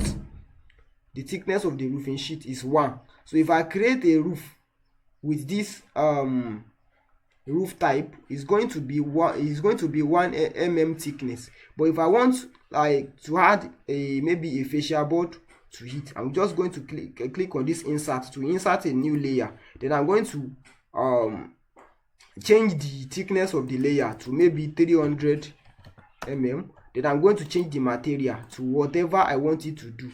Whatever I want it to look like. Then I'm going to change the material of the roofing sheet also.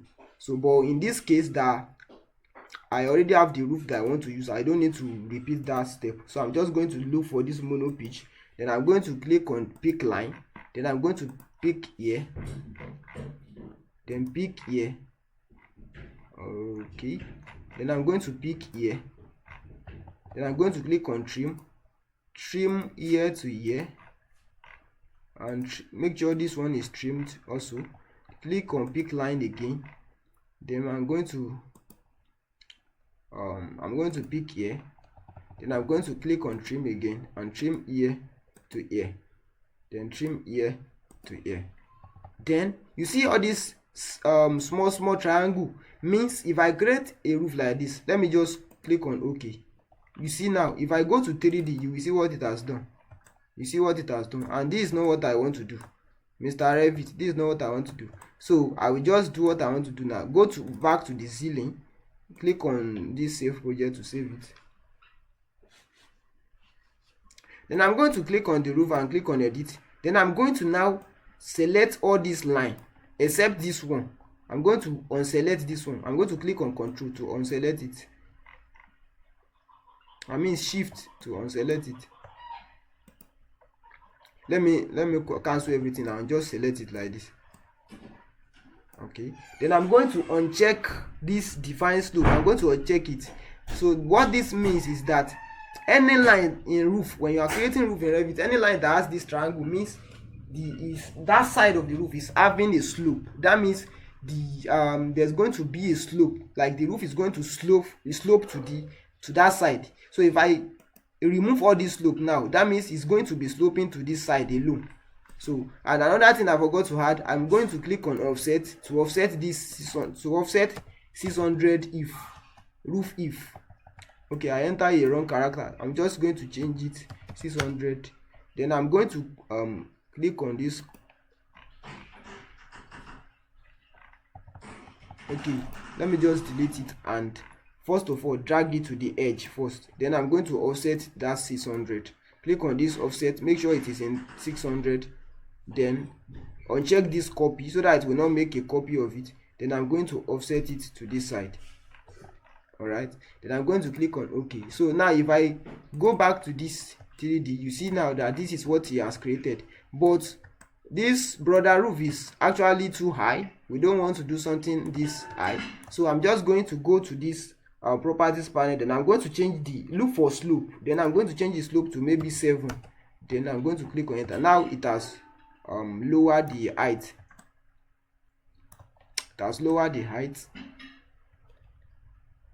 So I'm going to change it to 5. Change it to 5.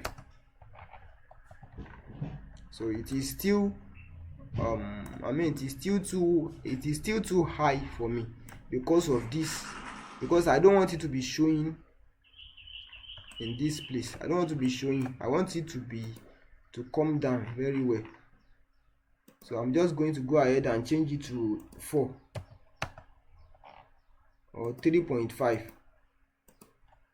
3.5. So in case you want a very high roof, like if you are designing your own and you want a very high roof, that means you actually need to make all this the facade design to be like taller. So if it is not taller, it will not be covering the roof, it will not be hiding the roof, and the main purpose of designing this type of house is to hide the roof. So I think we are good to go now. So now the next thing I'm going to be doing is to do some another design element. All right.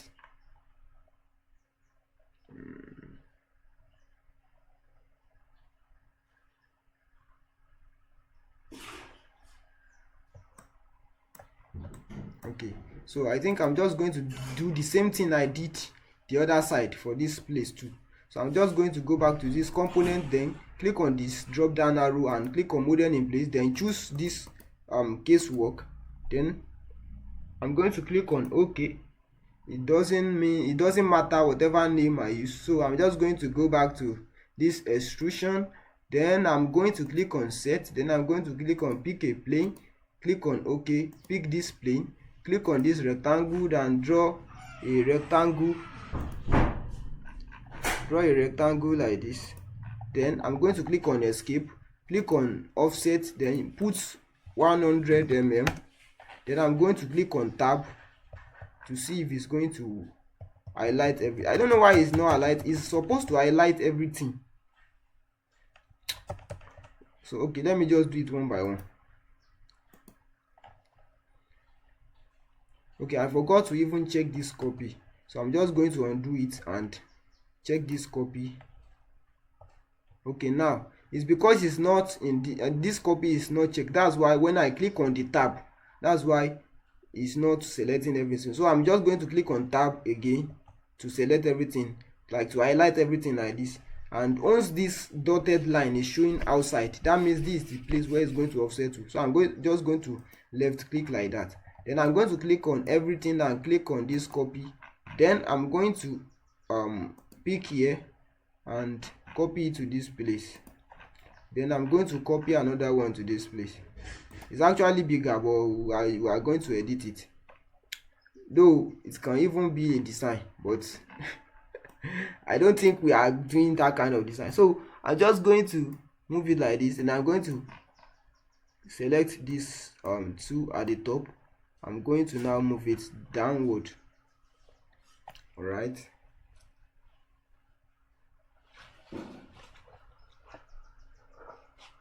Then I'm going to change this extrusion end to 75. Then I'm going to change the material from this brick wall to white wall. Look for white wall material, this white wall too. I'm going to click on OK. Then I'm going to go back to this create, click on this extrusion again, then okay, go back and click on this create again, then go to this void extrusion, this void form, then go to click on this void extrusion. Then I'm going to click on set a plane, then click on OK since the plane is already here. Then I'm going to click on OK, then click on this rectangle button. Then I'm going to draw a rectangle like this. Then I'm going to click on this line and change it to 1.8. That's 1800 mm. Then I'm going to change this extrusion end to 10. Then click on OK. So it's actually not cutting anything. So I'm just going to go to this cut, then click on this wall, then click on this void extrusion to cut it. Now it has cut. Then I'm going to now go to this create again, then click on extrusion, then click on set, make sure it is in this plane, just click on OK since it is there. Then I'm going to click on pick line, then pick here. Then I'm going to look at the first one I created, if I actually offset it downward or upward. I can't remember. Okay, let me just rotate it like this to see if okay, this is the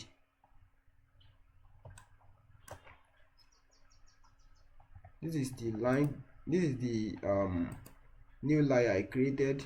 So let me just look at it. So the point is here. Okay, I actually offset it upward, so I'm just going to go ahead and do the same thing for this one. So I'm just going to click on this offset, then I'm going to offset the 800 upward. Then I'm going to click on pick line, then pick here and pick here. And I'm going to click on trim trim this one to this one. Click on trim the ear to here, trim ear to here, trim ear to here, trim ear to here. Then I'm going to select everything and click and copy.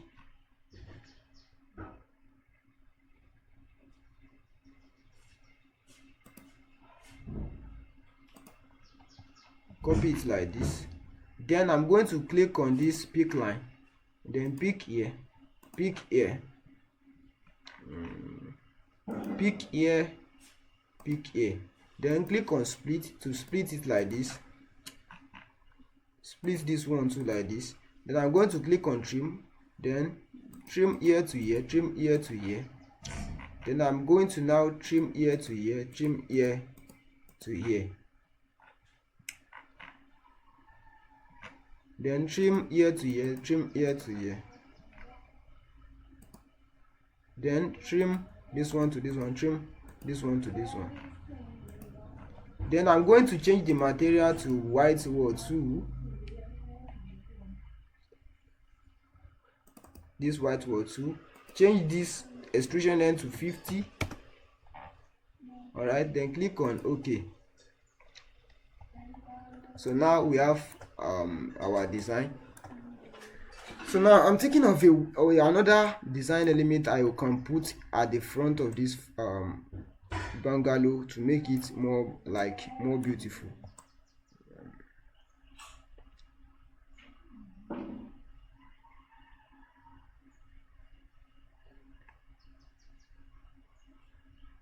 And if I add some window wood here, I don't know if, okay, let me just go ahead and try that.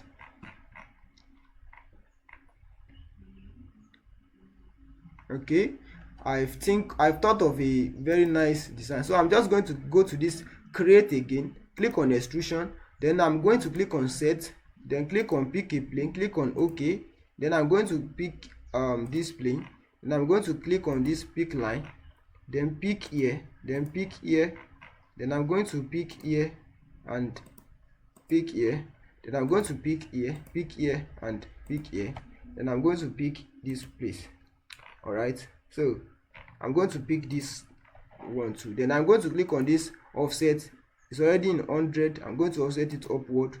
Offset it upward. Downward. Now I'm going to click on tab. Then offset it.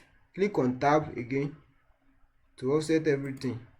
Click on pick line, pick this line, click on this offset and offset it downward. Click on pick line again. I know we have already picked some lines in this project, but that's what Mr. Revit asks us to always do. So I'm just going to click on this split here. Then I'm going to split this one too. I'm going to now click on this trim. Then we are going to trim here to here, trim here to here. Then I'm going to trim here to here, trim here to here, trim here to here. So in case you are not seeing what you are doing in Revit, you can actually click on TL to change it to thick line. So, and if you click on TL again, it's going to change it back to thin line. So then trim here to here also, trim this one to this one, trim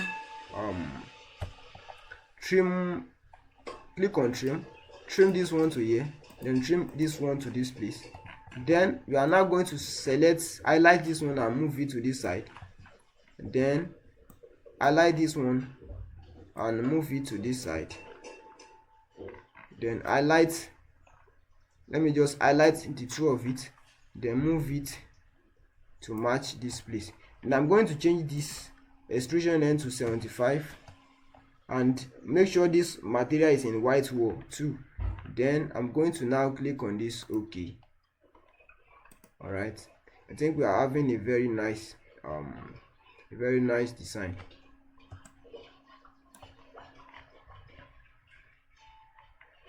Alright, so what else can we add to make this design more beautiful? Alright, so rotate this like this.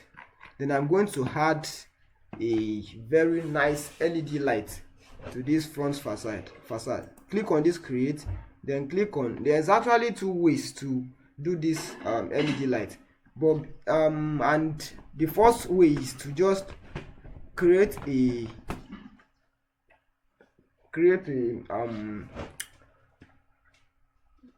void form, then go back to this void extrusion.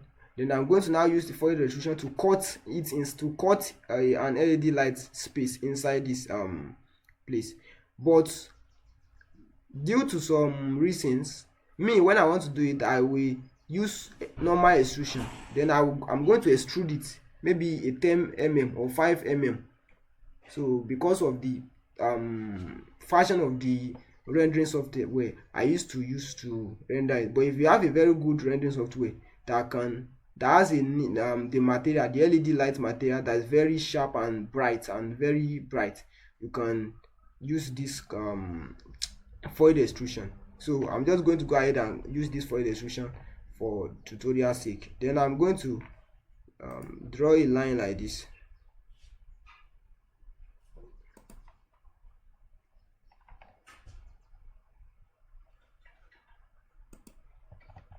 Click on set first and click on pick a plane, because you see that the plane is already in this place. Click on pick a plane, then click on OK. Then I'm going to pick this plane. Alright, then I'm going to draw a line downward 50 mm. Then I'm going to draw it like this. Then I'm going to click on pick a plane, pick line. Then I'm going to click on offset, put 50.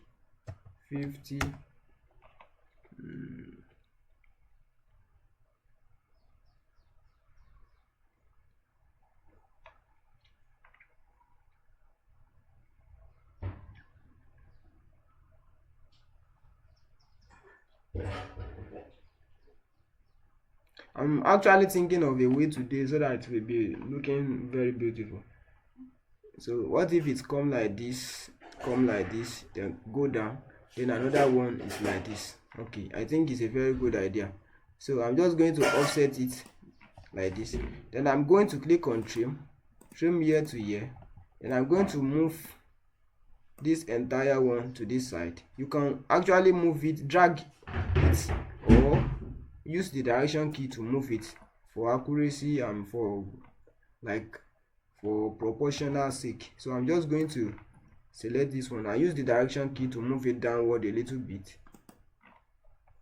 Then I'm going to now click on this line, then do it like this. Okay, then go down like this. Then I'm going to now create another one like this.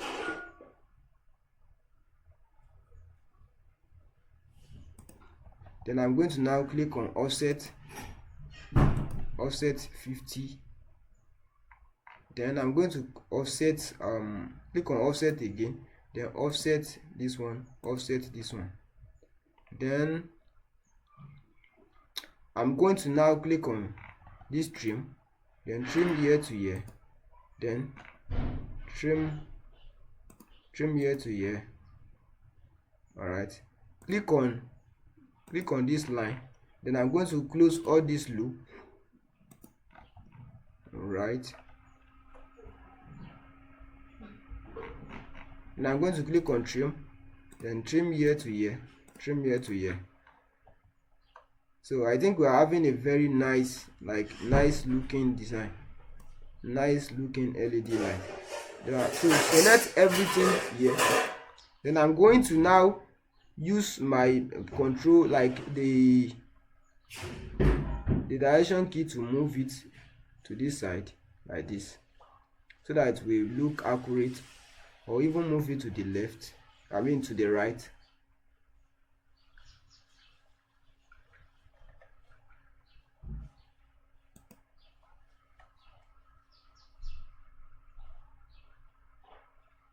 Alright, so I'm now going to change this extrusion end to maybe 10 mm. Then I'm going to click on OK.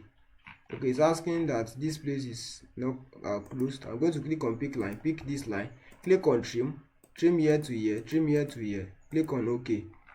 So it's actually not cutting the wall. So I'm just going to go ahead and click on cut.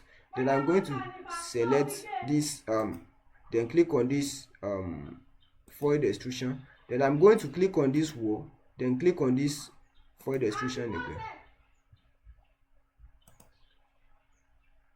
So now I'm now going to create some other LED light for this design. So the first one I'm going to be doing, I'm going to click on extrusion. So now I'm going to use that second method to create this one, because this that will be the best. So I'm just going to click on this click on set, click on pick a plane, then click on OK. And I'm going to pick this plane, and I'm going to now click on pick line, then pick here. Then I'm going to now offset it, offset 75, because it's not directly showing to the in the elevation, so it's supposed to be bigger than this one that is showing directly in the elevation. So I'm now going to click on this, then I'm going to rotate it and click on this, pick this line, and I'm going to click on trim. Then I'm going to trim here to here, trim here to here, zoom out, then trim this one to this one. Then I'm going to change the thickness to 5 mm. Then I'm now going to go to this this material. Then I'm going to look for a light material that I have. I'm going to click on this light material. Then I'm going to click on OK. Then I'm going to now click on CS to create similar. Then I'm going to click on set, then click on pick a plane, click on OK to pick this place. Then I'm going to click on pick line, then pick here. After picking it like that, I'm going to okay, there's something I actually want to do before I continue with this one. So I'll just cancel it like this, click on yes to cancel it, then click on finish. Then I'm going to now go to this, okay, save the project. So I'm going to, after saving the project, I'm going to go to this this roof. All right, after going coming to this roof, I'm going to under this properties tab, I'm going to look for this underlay, then change it to DPC, so that I will be seeing this. So now you see that this wall is doubling, that this double wall, I want it to move like this. I want it to come like this, so that it will be looking nice. So I'm now going to go to this, click on this, then click on CS. Then I'm going to create a wall like this. Then I'm going to trim it, or let me drag it to this side first before trimming it. Then I'm going to, okay, it has even, let me trim it, then trim it.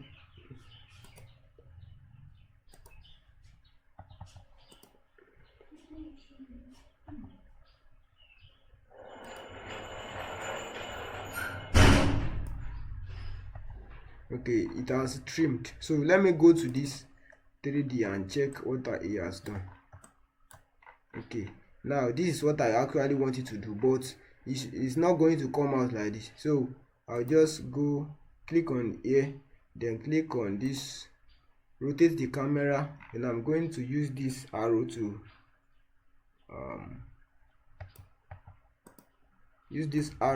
drag it to this, to match this place. I don't actually know why it's not snapping to match it, but okay, let me change the this base offset to 150. I mean minus 150, not 150, minus 150. Enter. Okay, now it's matching it. It's matching it. Then I'm going to change the unconnected to 600.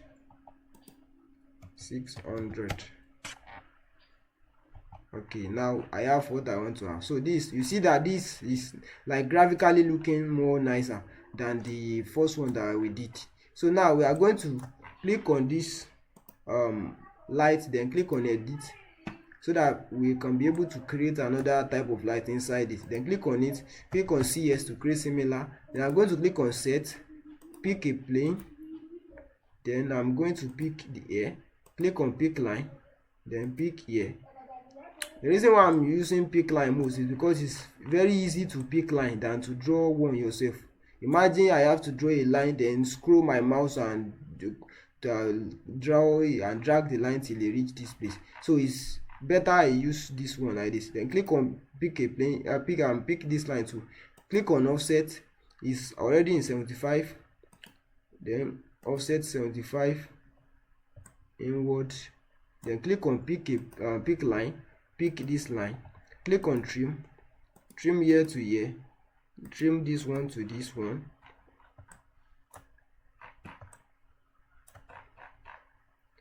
Click on pick line, pick this line, then click trim here to here, then trim here to here. Okay, so it's already, the material is already in light 2 and the thickness is already in 5 mm. So I'm just going to leave that one, then click on OK.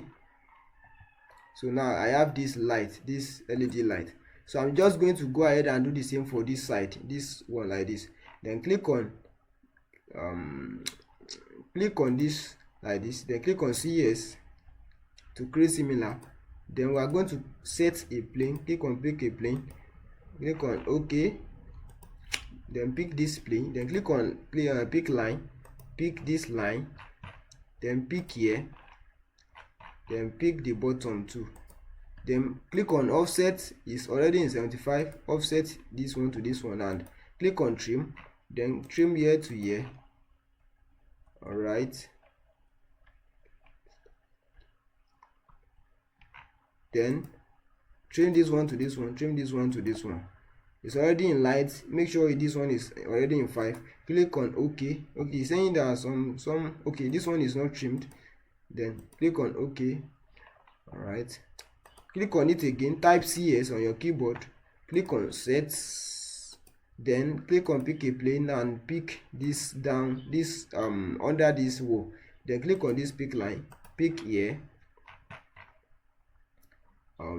pick here. So pick this one too, then pick this one too, then click on offset, then make sure it's in 75, offset it to this side, offset it to this side, click on trim. So trim this one to this one like this. So make sure that all the loops are closed. Click trim it,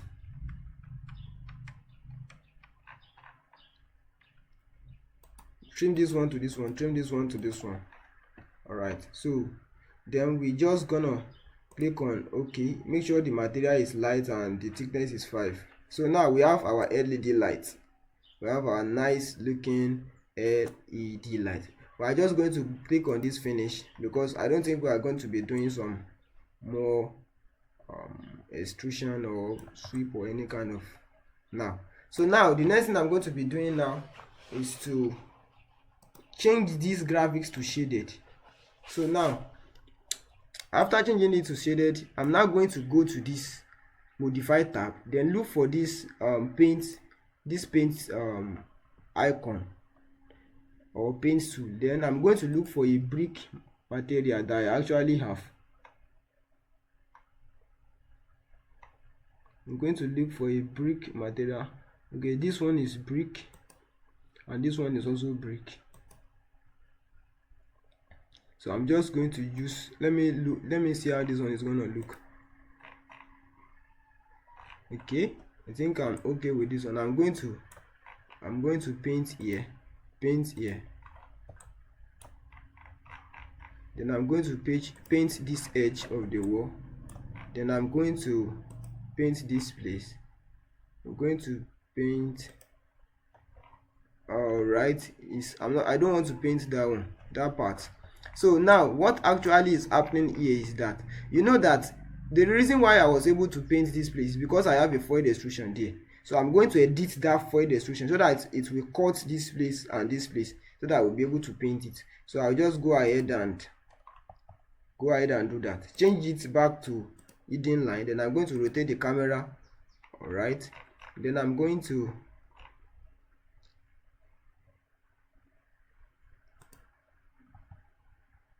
select this one, then click on edit.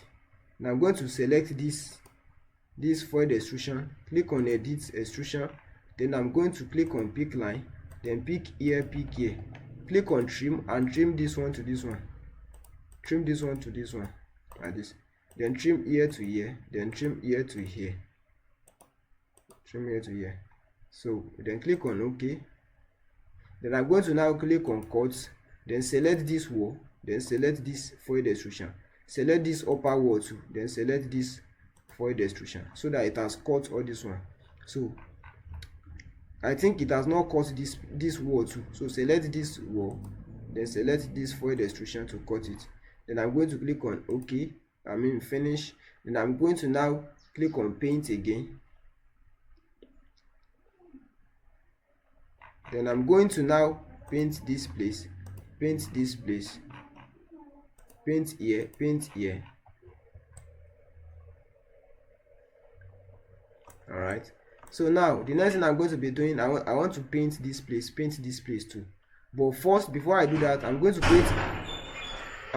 create a window hood for this toilet, this visitor's toilet window. So I'll just go ahead and do that quickly. So rotate the camera to this side. Then I'm going to click this extrusion, then click on edit. Then I'm going to click on this one and click on CS. Then I'm going to click on set. Then I'm going to click on pick a plane. Then I'm going to pick this plane, this wall. Then I'm going to draw a rectangle. Draw a rectangle like this. Then I'm going to click on offset. Make sure it is 100. Then I'm going to now click on tab to select everything. I don't know why it's not selecting. This thing doesn't work sometimes, so I'll just do it again. Okay, let me do it, offset it one by one. So just click on this offset. Okay, now it has worked. Click on offset again. Then I'm going to now change the material. You see that it is in light. That's why it's very good and compulsory to always check all these things. So I'm going to look for the white wall tool that I used earlier, then change the thickness to 75. Then I'm going to click on OK. Then I'm going to click on finish. Then I'm going to click on this look for this paint, this paint. Then I'm going to use another kind of brick material to paint this place, this first brick. I'm going to use it. Then I'm going to paint here, paint here, paint here, paint here. All right,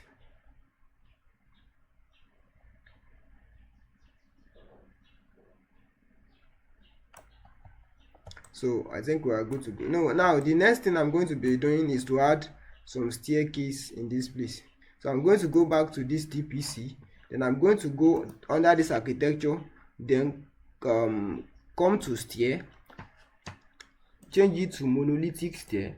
Then I'm going to check the constraints, the starting and the ending point. So it's starting from, I'll change it to NGL. It's starting from the bottom, then to the DPC. Then the desired number of stair is 3, and the actual thread size, the size of my thread is 300, and it's showing that the riser is 175 and it's not editable. I'll just leave it like that. So I'm just going to go to this select. I'm going to click on this create sketch. Then I'm going to go to this boundary, then I'm going to now draw a 600 mm. 600, enter. Then I'm going to now click on it, then click on copy. Then I'm going let me click on it, click on offset, then offset 1200.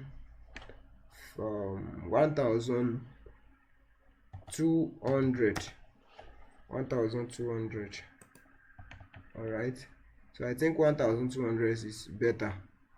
Oh, should I use 1500? So let me just leave it at this 1200. So then click on this this riser icon, then draw a riser like this. Click on offset, go back to this modify. I made a mistake, so click on this offset, then put 300, offset like this, then offset like this. Then this step part, draw it like this. So let me quickly explain this. This boundary line is actually like representing the handrail. This riser is the total number of risers in your staircase. Then this step part is where you want, like how you want the direction of the movement on your stair, the direction of your flight. Then go to this okay. So it's actually showing down. That means it's actually like this. So I'm just going to click on flip to flip it, then click on okay. Now we have our staircase. Then we now go to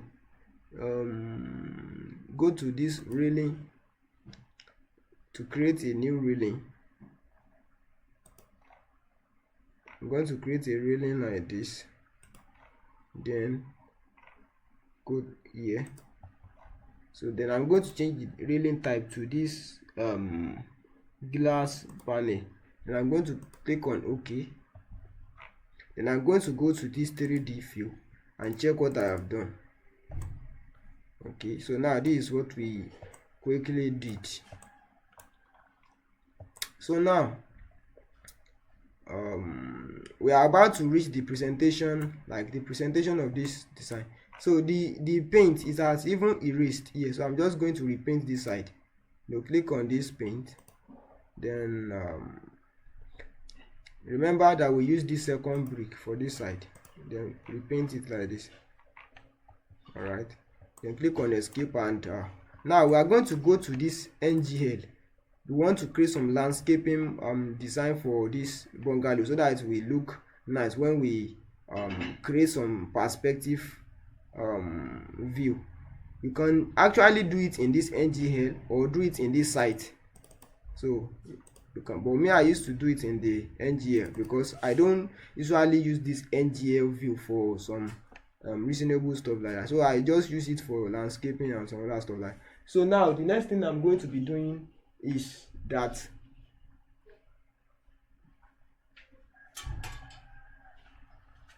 I'm now going to go to this architecture. So now some people used to use this massing and site for site, but me, I used to use flow because flow is very easy to manipulate, and but in case you are creating some slope, you will need to use the massing and site. But since we are not doing any slope here, so I'm just going to go back to this and go to this flow, then click on save project.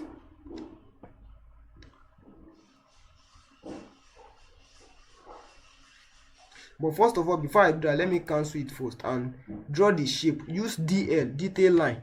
DL is the shortcut for detail line.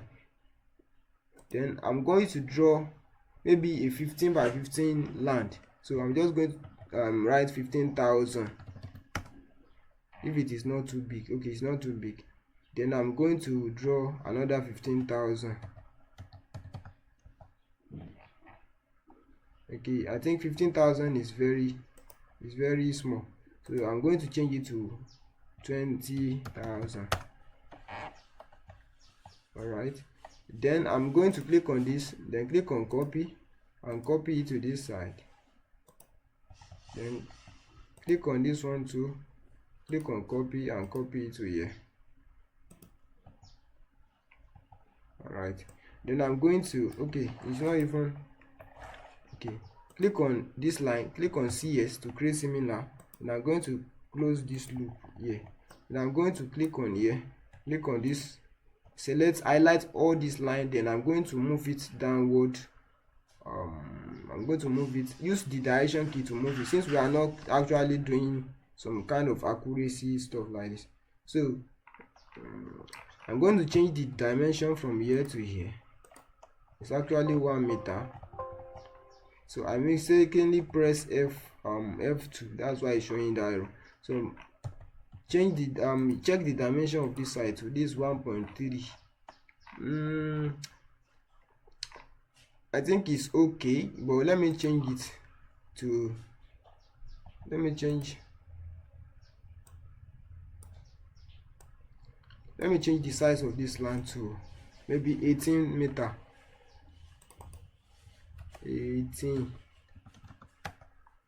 All right, then I'm now going to click on this one and delete it. Click on DI to set the to create a dimension here. Then I'm going to click on DI again, measure this place too, measure here. All right, so now I'm now going to, this one is 2624. So, and I want to leave like 2 mm, like 2 meter at the back. So I'll just highlight everything. Then I'm going to click on move. Then I'm going to move it downward 625. 624. 624. Enter. So that this place will be remaining 2000. Then I'm going to, this one is 1086. So I'm going to add like, maybe like I want this place to be like 1.5.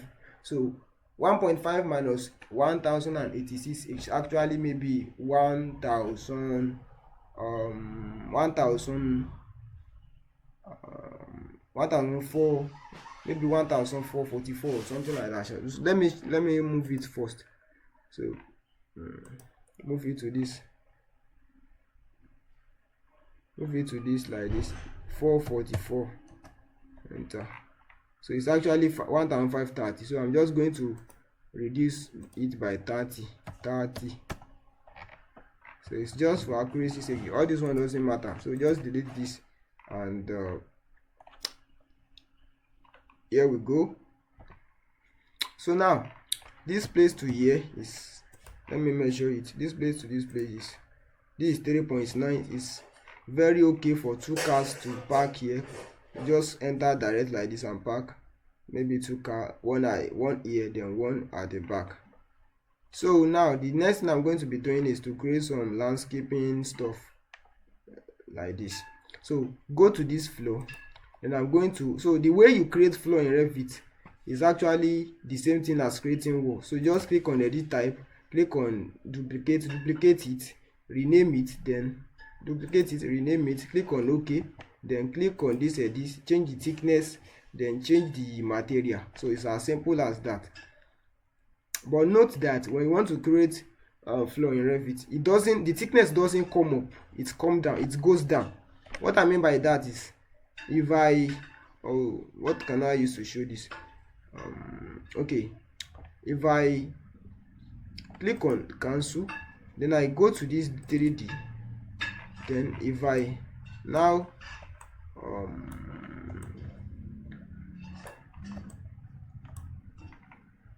if I go under this properties panel and click on this section box, then I use this section box to cut through this building like this, you will see that the floor that I created the other time, this floor, it comes down, it did not come up, because it's actually starting from the DPC, and this place is the DPC, this place is the DPC. You see that the thickness, the 150 mm, comes down. So that's what I mean. I'll just turn off this section box, turn it off. Then I'm going to go back to this NGL, then floor, then I'm going to look for a grass floor that I've already created before. Click on grass, then click on pick line, then pick here. Okay, I'm going to pick here, okay, I'm going to pick here, then I'm going to now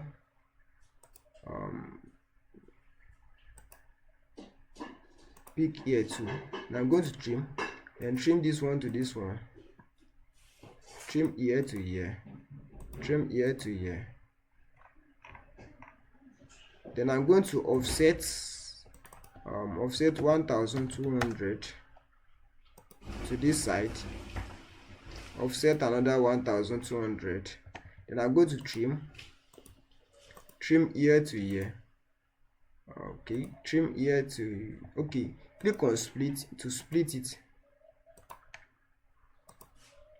Then I'm going to split it like this. Trim this one to this one. Alright, then I'm going to click on pick line, pick here, then click on trim, then trim ear to ear. It's actually showing that the line is overlapping, so I will just ignore it. Click on here, trim this one to this one, then trim this side to this side. Then I'm going to now click on pick line again. Then I'm going to pick this edge of the handrail. Then I'm going to now click on trim, then trim here to here, trim here to here. Alright, then I'm going to click on pick line, pick this line, and I'm going to trim here to here. Okay, it has not even picked the line, so let me just do it. So click on trim and trim here to here.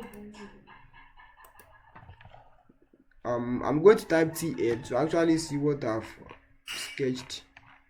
Okay, I think it's nice. It's okay. So now the next thing I'm going to be doing is to click on this fillet arc. Then I'm going to arc this place like this, then arc this place like this. Okay, then I'm going to arc this place too. Then I'm going to arc this place. Then I'm going to arc this one like this.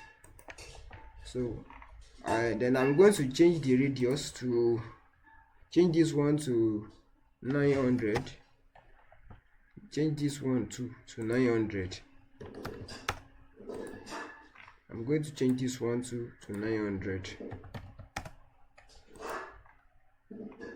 Or let me change this one to 600. 600. Change this one to 600.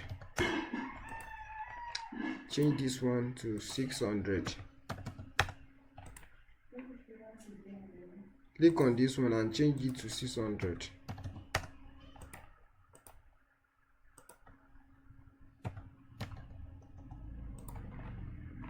Alright, so now we have this green area.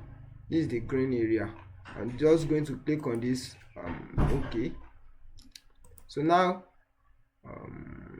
what else? I'm going to click on this green area too, then click on type S to create similar.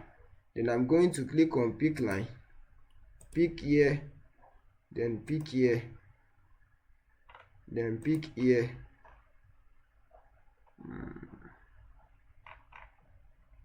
I'm going to click on pick here and pick here. Then I'm going to click on trim here to here, trim here to here, then trim this place to this place, so that this place will be green. This place will be green area. Then I'm going to offset like 1200. And I'm going to offset like this. Alright,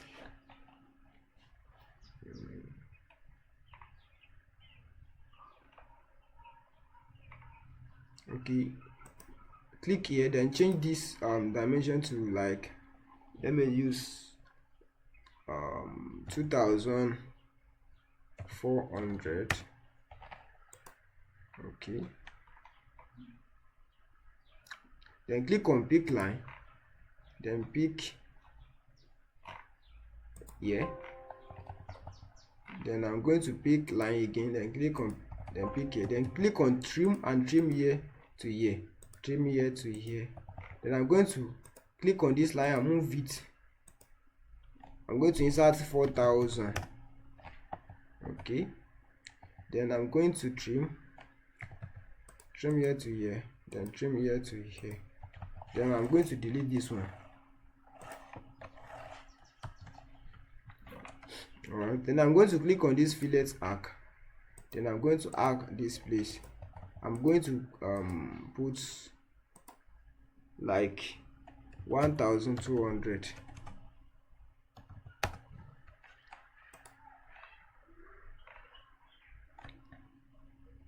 All right,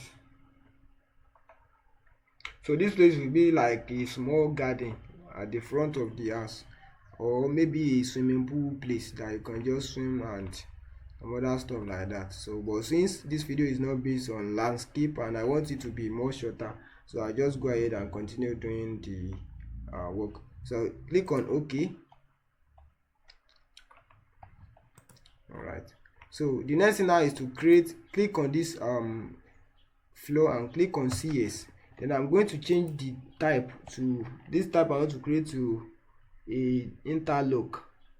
This interlock, I've already have it before, so just click on this, pick line, pick here, pick here, pick here.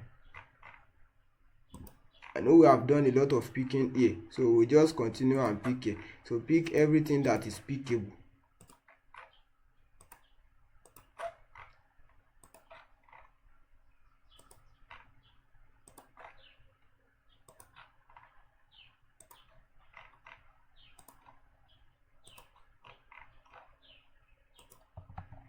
Then I'm going to trim here to here and trim here to here.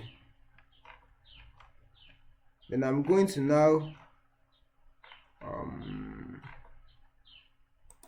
click on here and pick here.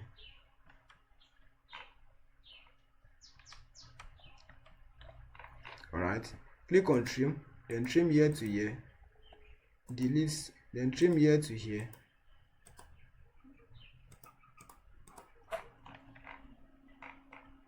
Then I'm now going to click on pick line again to pick this line. Just ignore that one, then trim this one to this one, trim here to here.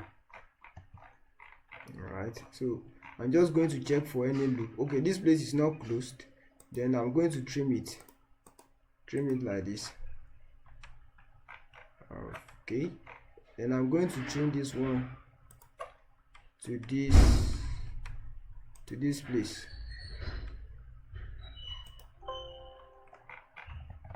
It's actually showing some errors. I don't know what's the issue. Maybe some lines are overlapping. Okay, this line is overlapping. I'll just delete it. All right, so now here we go. I'll just click on this finish. So we have this small landscape design. Then we can just go to this component. Then we are going to load some cars. So I'm just going to go to my Revit families, the one I have. So as I said earlier, if you don't have it, just subscribe to this channel and message me on WhatsApp, and I'll just send this file to you. So I'll just look for it and import. Okay, I think I have this nice looking Rolls Royce, this Cybertruck, or let me use this one. I don't know which one should I use. Okay, let me use this. I'm just contemplating. Let me use this one. And since we are using two cars, so maybe I'll just use the two.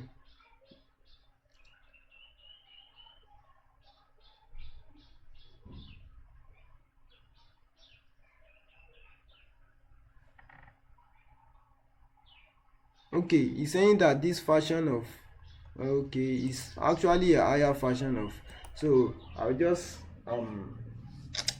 the Revit family is created in a higher version of Revit. So I'll just load the second one.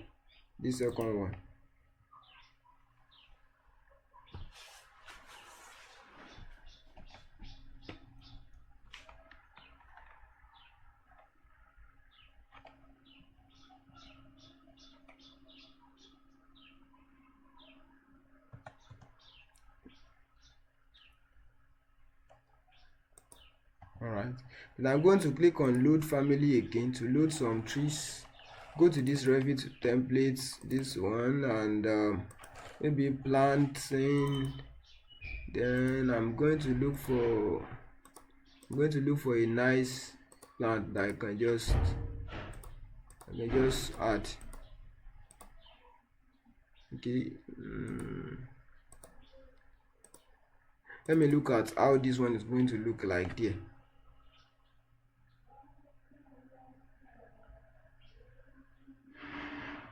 So if I let me just add like maybe 4 of them here, or 3.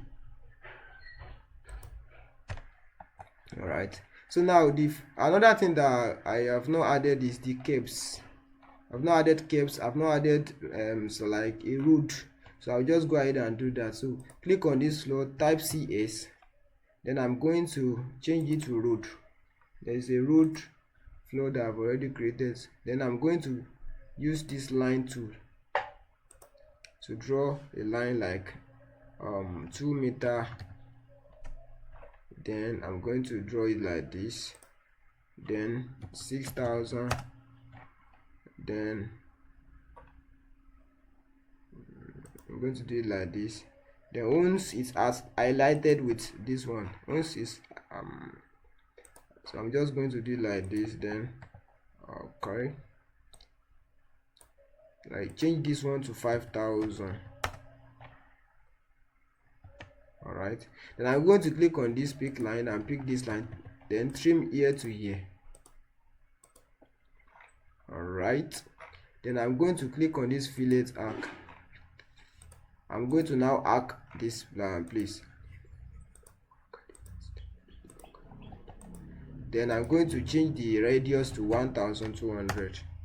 Then change this one also to 1,200.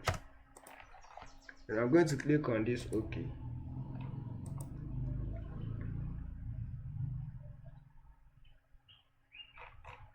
So I'm going to edit this one. Double click on it to edit it and drag it to here like this.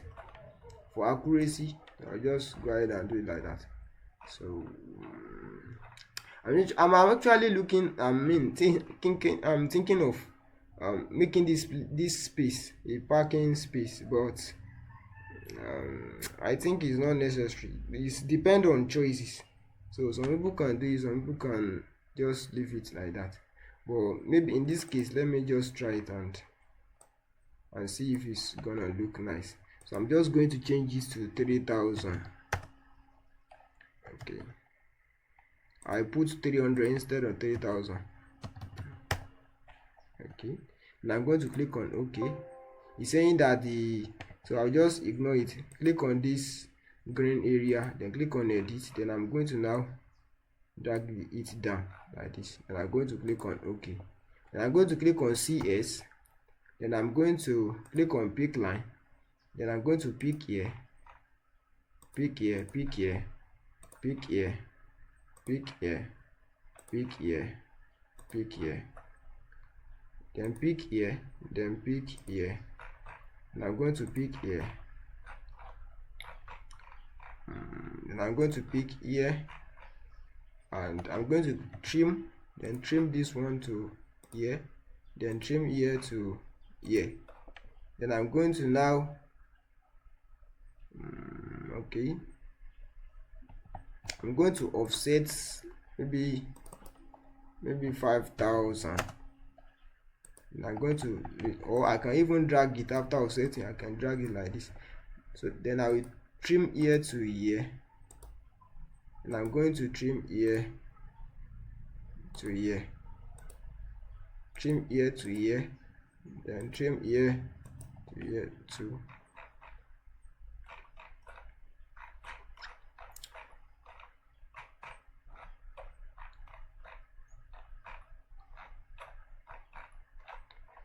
So I think all the loops are closed. So I'm just going to click on this OK. Now we have these large green areas. So now the next thing I'm going to be doing is to import another car. I'm going to import another car. So I'll just go back and look for entourage, this entourage cars. Where's these cars? And I'm going to look for a nice looking vehicle. I'm gonna be able to add.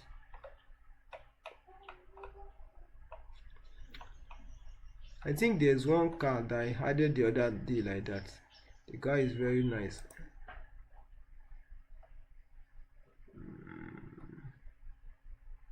This is a G-Wagon, I think. Okay, this is Oma. So let me just look for another. Okay. This yellow will be nice for this kind of bungalow. So let me just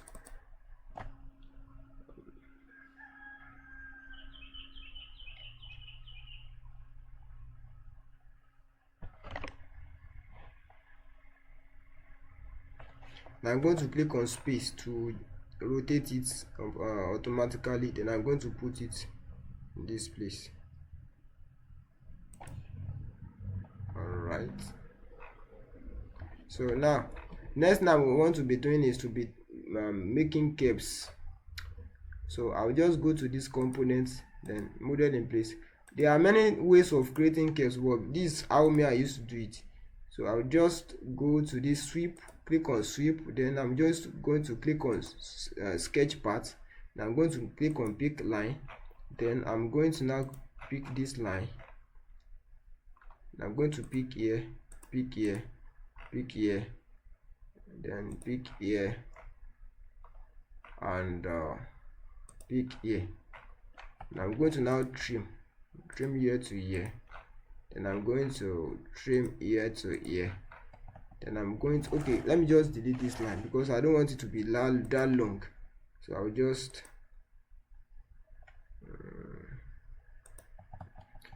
then trim here to here, click here, then change this to 600.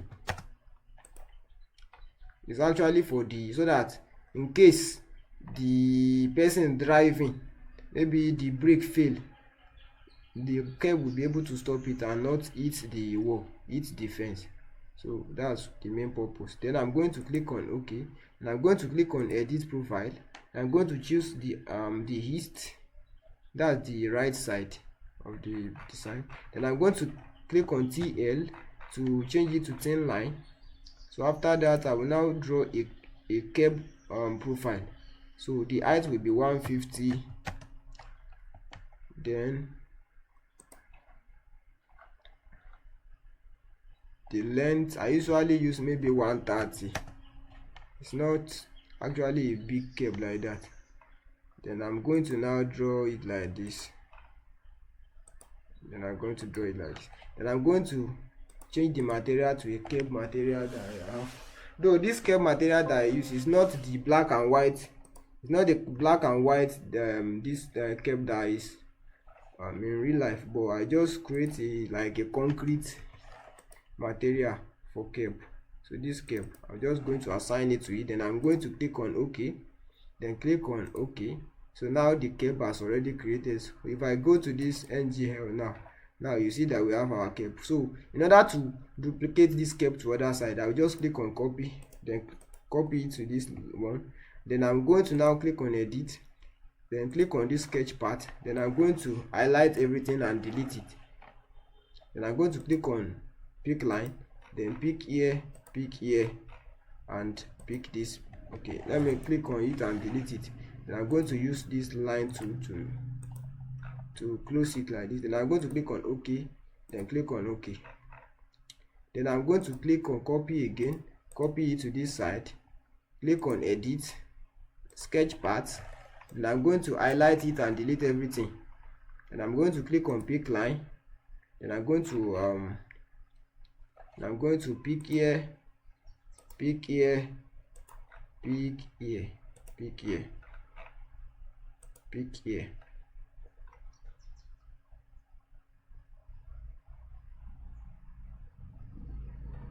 And I'm going to use this line to close this loop here.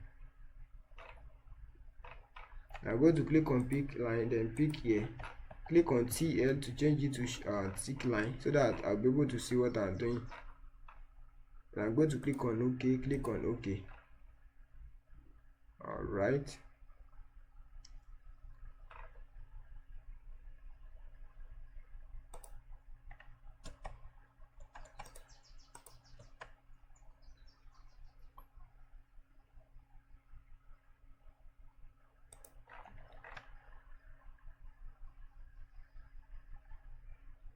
So I'm going to click on it and edit it, because this is creating it inward. So I'm going to click on this sketch path, then click on offset.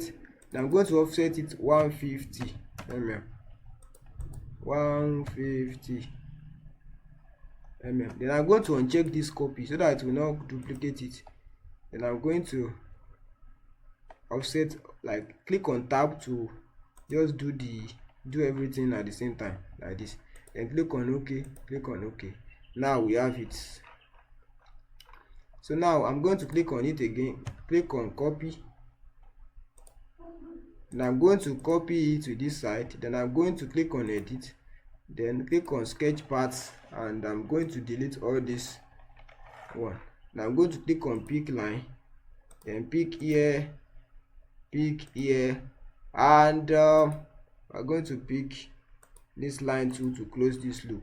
Now I'm going to click on OK and see what it's gonna do. Okay, it's actually did the same thing it did earlier. So I'm going to go to this sketch path and click on offset, then make sure it is 150. Then I'm going to click on tab to do everything once. Then I'm going to click on OK, click on OK, then click on finish. Now we have our curves. If I go to this 3D, we see this nice stuff that we have created. So now the next thing that we are going to be doing is to be making I will make some fences for the view, for the 3D view to be looking nice, and I'm going to create some 3D perspective views. So that's the next thing. Now it's very simple. So I'll just go to this NGL, and I'm going to go to this architecture, and I'm going to click on this wall, then I'm going to click on this pick line. Then I'm going to change this wall to 150 mm wall, because that's what I want to use for the fence. And I'm going to just pick here, and pick here. So this is just like a background fence in order for the perspective view to be okay and looking good. So I'm just going to highlight the three of the walls. Then I'm going to change the thumb constraint to lintel 1. So I think we are good to go. So now the next thing I'm going to be doing is to be adding some background trees to this design. So I'll just go to this component, then load. I'm going to load the family. So I'll just look for a tree under the planting category. So I'm just going to look for some trees here. So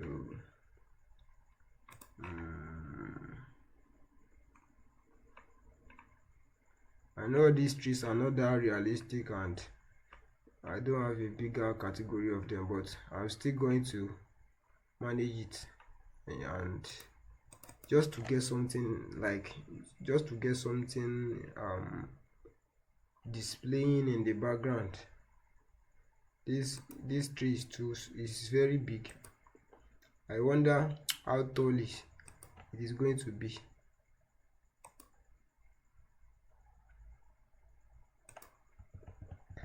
Okay, so let's go back to this 3D and see how, wow, this is a very big and very nice tree. So now, in order for us to create the 3D perspective, we are going to go to this NGL, then we are going to go to this view. Then after that, we go in under this 3D view. We are going to click on this drop down arrow icon. Then we are going to choose camera. Then I'm going to put 600 in this place, this offset, put 600. Make sure this is at NGL. Then I'm going to position my camera. So the longer if you position your cameras closer to the building, so it's going to affect the distance of your camera to the building, will affect the field of view of your perspective. So you can just play with it. So if I just put it here, we are just going to see how it is going to look like. Oh wow, this is a very nice looking perspective. It's a very nice looking. So I will just click on this edge, then I'm just going to crop it. Just going to crop it like this. crop it like this.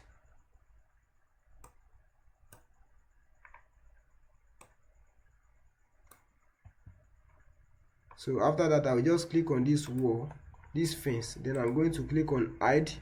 Like I'm going to right click, then click on hide in view by element, not by category, because if you hide it by category, it's going to hide every type of wall that look like this wall. So we are going to hide it by element so that we hide only this one.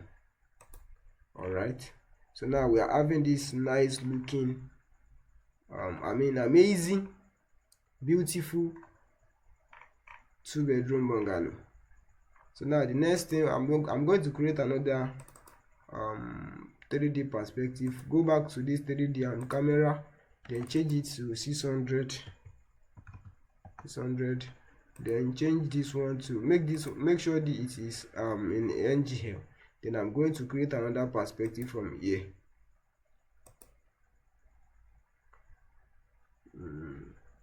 I'm not okay with this perspective. I'm not okay with it. I'm going to go back and see if I move the camera like this. Let's see how it's going to look like. So I'm just going to go back to this 3D tool. I'm still not okay, but let me not delete it. Let me just create a whole different 3D view and see the comparison. So it's just we just play with it. Make sure this one is 600 and is at NGL. Then I'm going to create it again.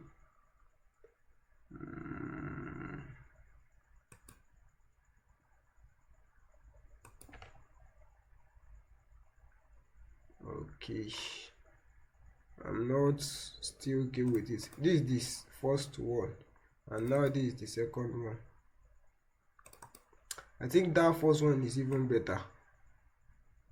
Okay, but what if I move it like this? This is not nice. Okay, if I move it like this, what about it?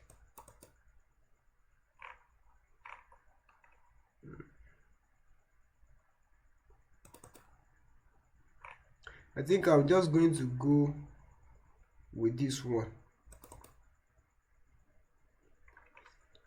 I'm going to go with the first one, so I'll just delete this one using the delete key on my keyboard. Then I'm going to click on it and adjust the size. All right.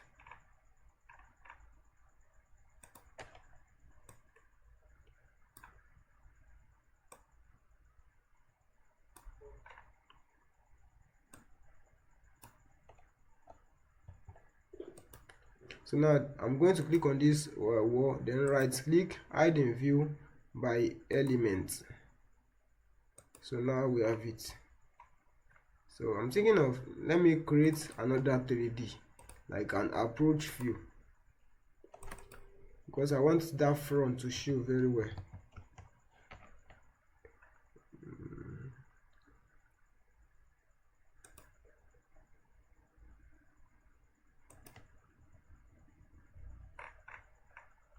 Wow, this is a very nice, very nice approach view. This is a very nice, I like it. I really like this approach view.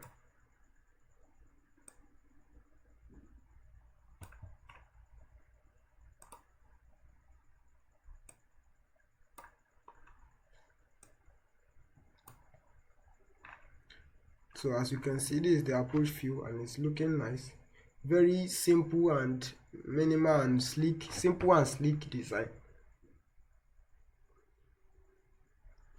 And if we even render, if we go ahead and render this build, it's going to be more better and more beautiful.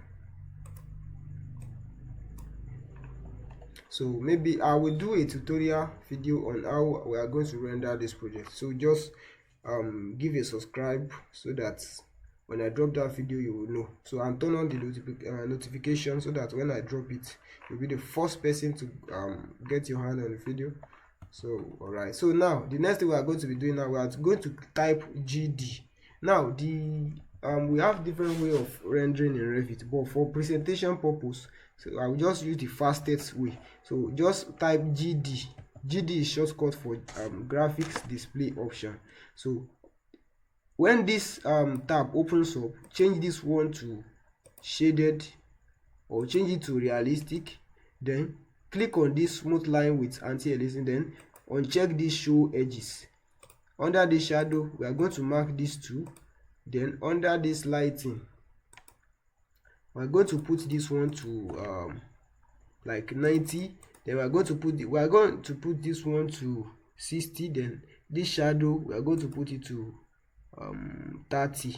Then under this background, we are going to change this background to gradient. Then we are going to edit the color of the sky to be like blue, something bluish. Then we are going to close it. Then we are going to click on apply and see how it's gonna look like. Yeah, it's loading.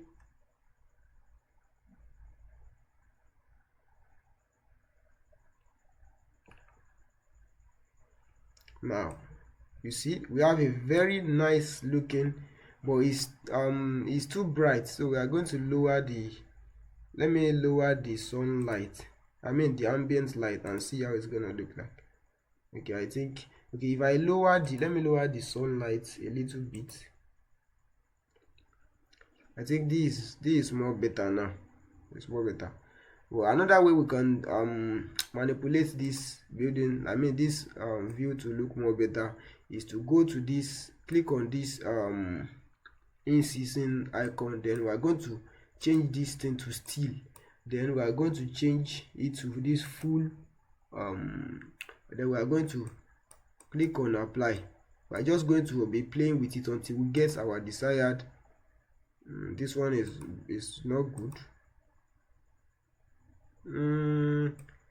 This one is looking nice, but still not the best.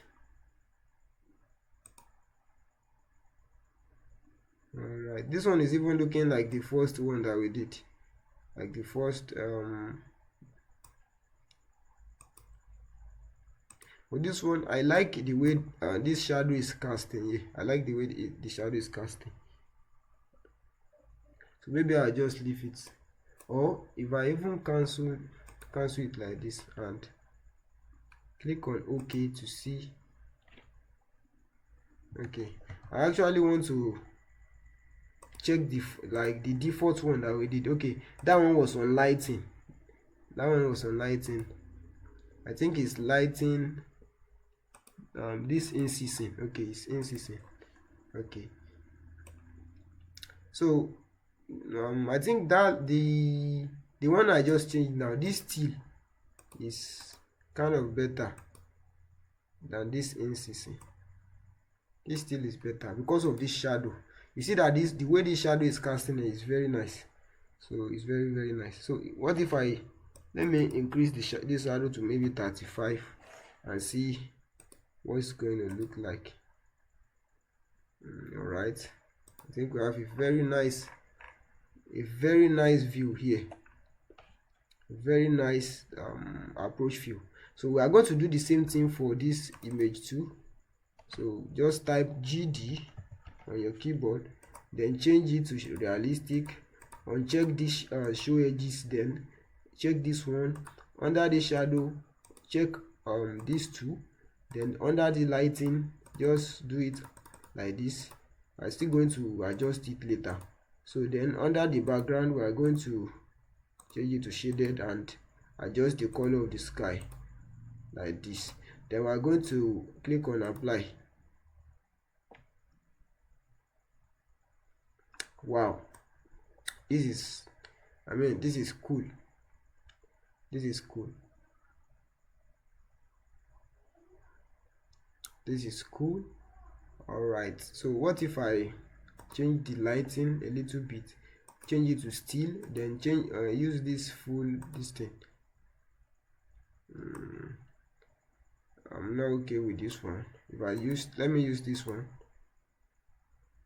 What about this one? This one is too bright. It's too bright. but I love the way the shadow is casting in this place. I love the way the shadow is.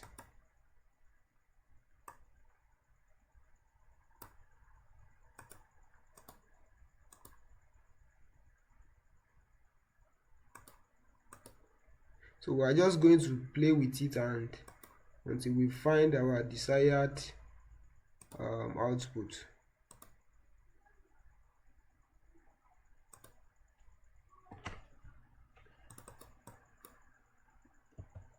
Let me put this one to 35, this shadow to 35. Alright, let me see this lighting. Let me look at how it was before. Okay, let me use this sunlight from the alright, let me use this one.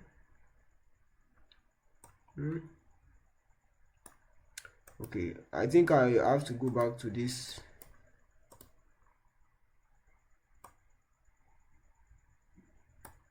Alright, let me use this one or this last one. I love this one, but is the shadow is like the scene is too bright. It's too bright. But I love the way it's looking. Okay, what if I lower this sunlight and this ambient light? Alright, still not the best, I think.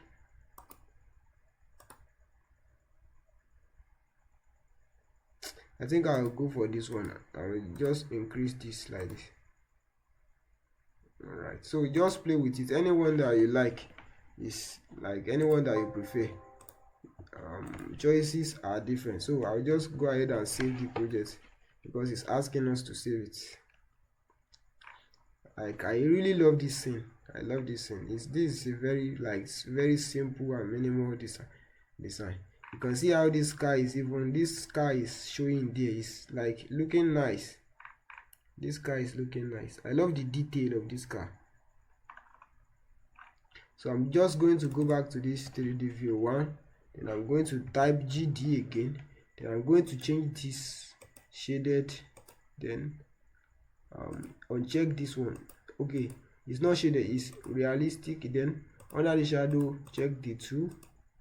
Under the lighting, just do it anyhow like this. Then under this background, we are going to change it to gradient. Then change the color of the sky and click on apply and wait for it to load. Wow, this is amazing. This is cool. So let me reduce the ambient light, ambient shadow. Okay, let me go to this place and sunlight from the right in season. Okay, I think this sunlight from the is a little bit different, but it's cool. It's more better than. Okay, let me try this steel and use this full Equinox. I'll be waiting there, right? I'm going to use this second one.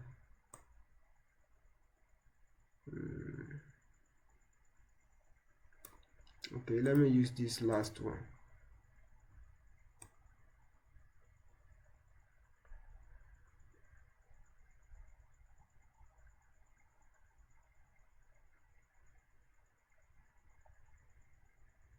All right, it's almost like everything is even beautiful. Everything is beautiful. It's difficult to make, like, it's very difficult to make choices sometimes.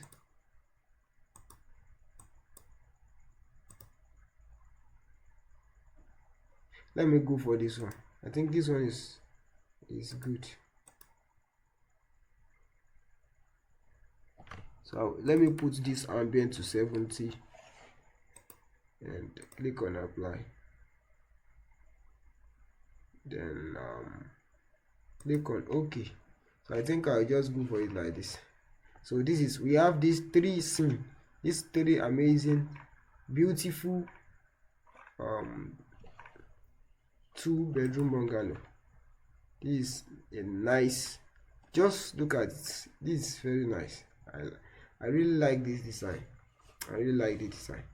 So this is the second view. This is the second view. I love how this yellow car is even showing here. This yellow car. Let me zoom in. This yellow car.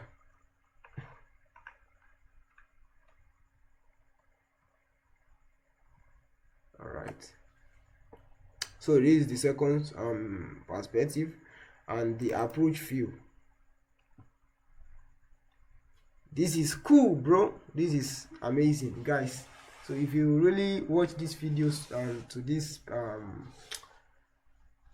this point, thank you. I really appreciate you have tried. By now you should have learned how to use Revit and how to do something like this.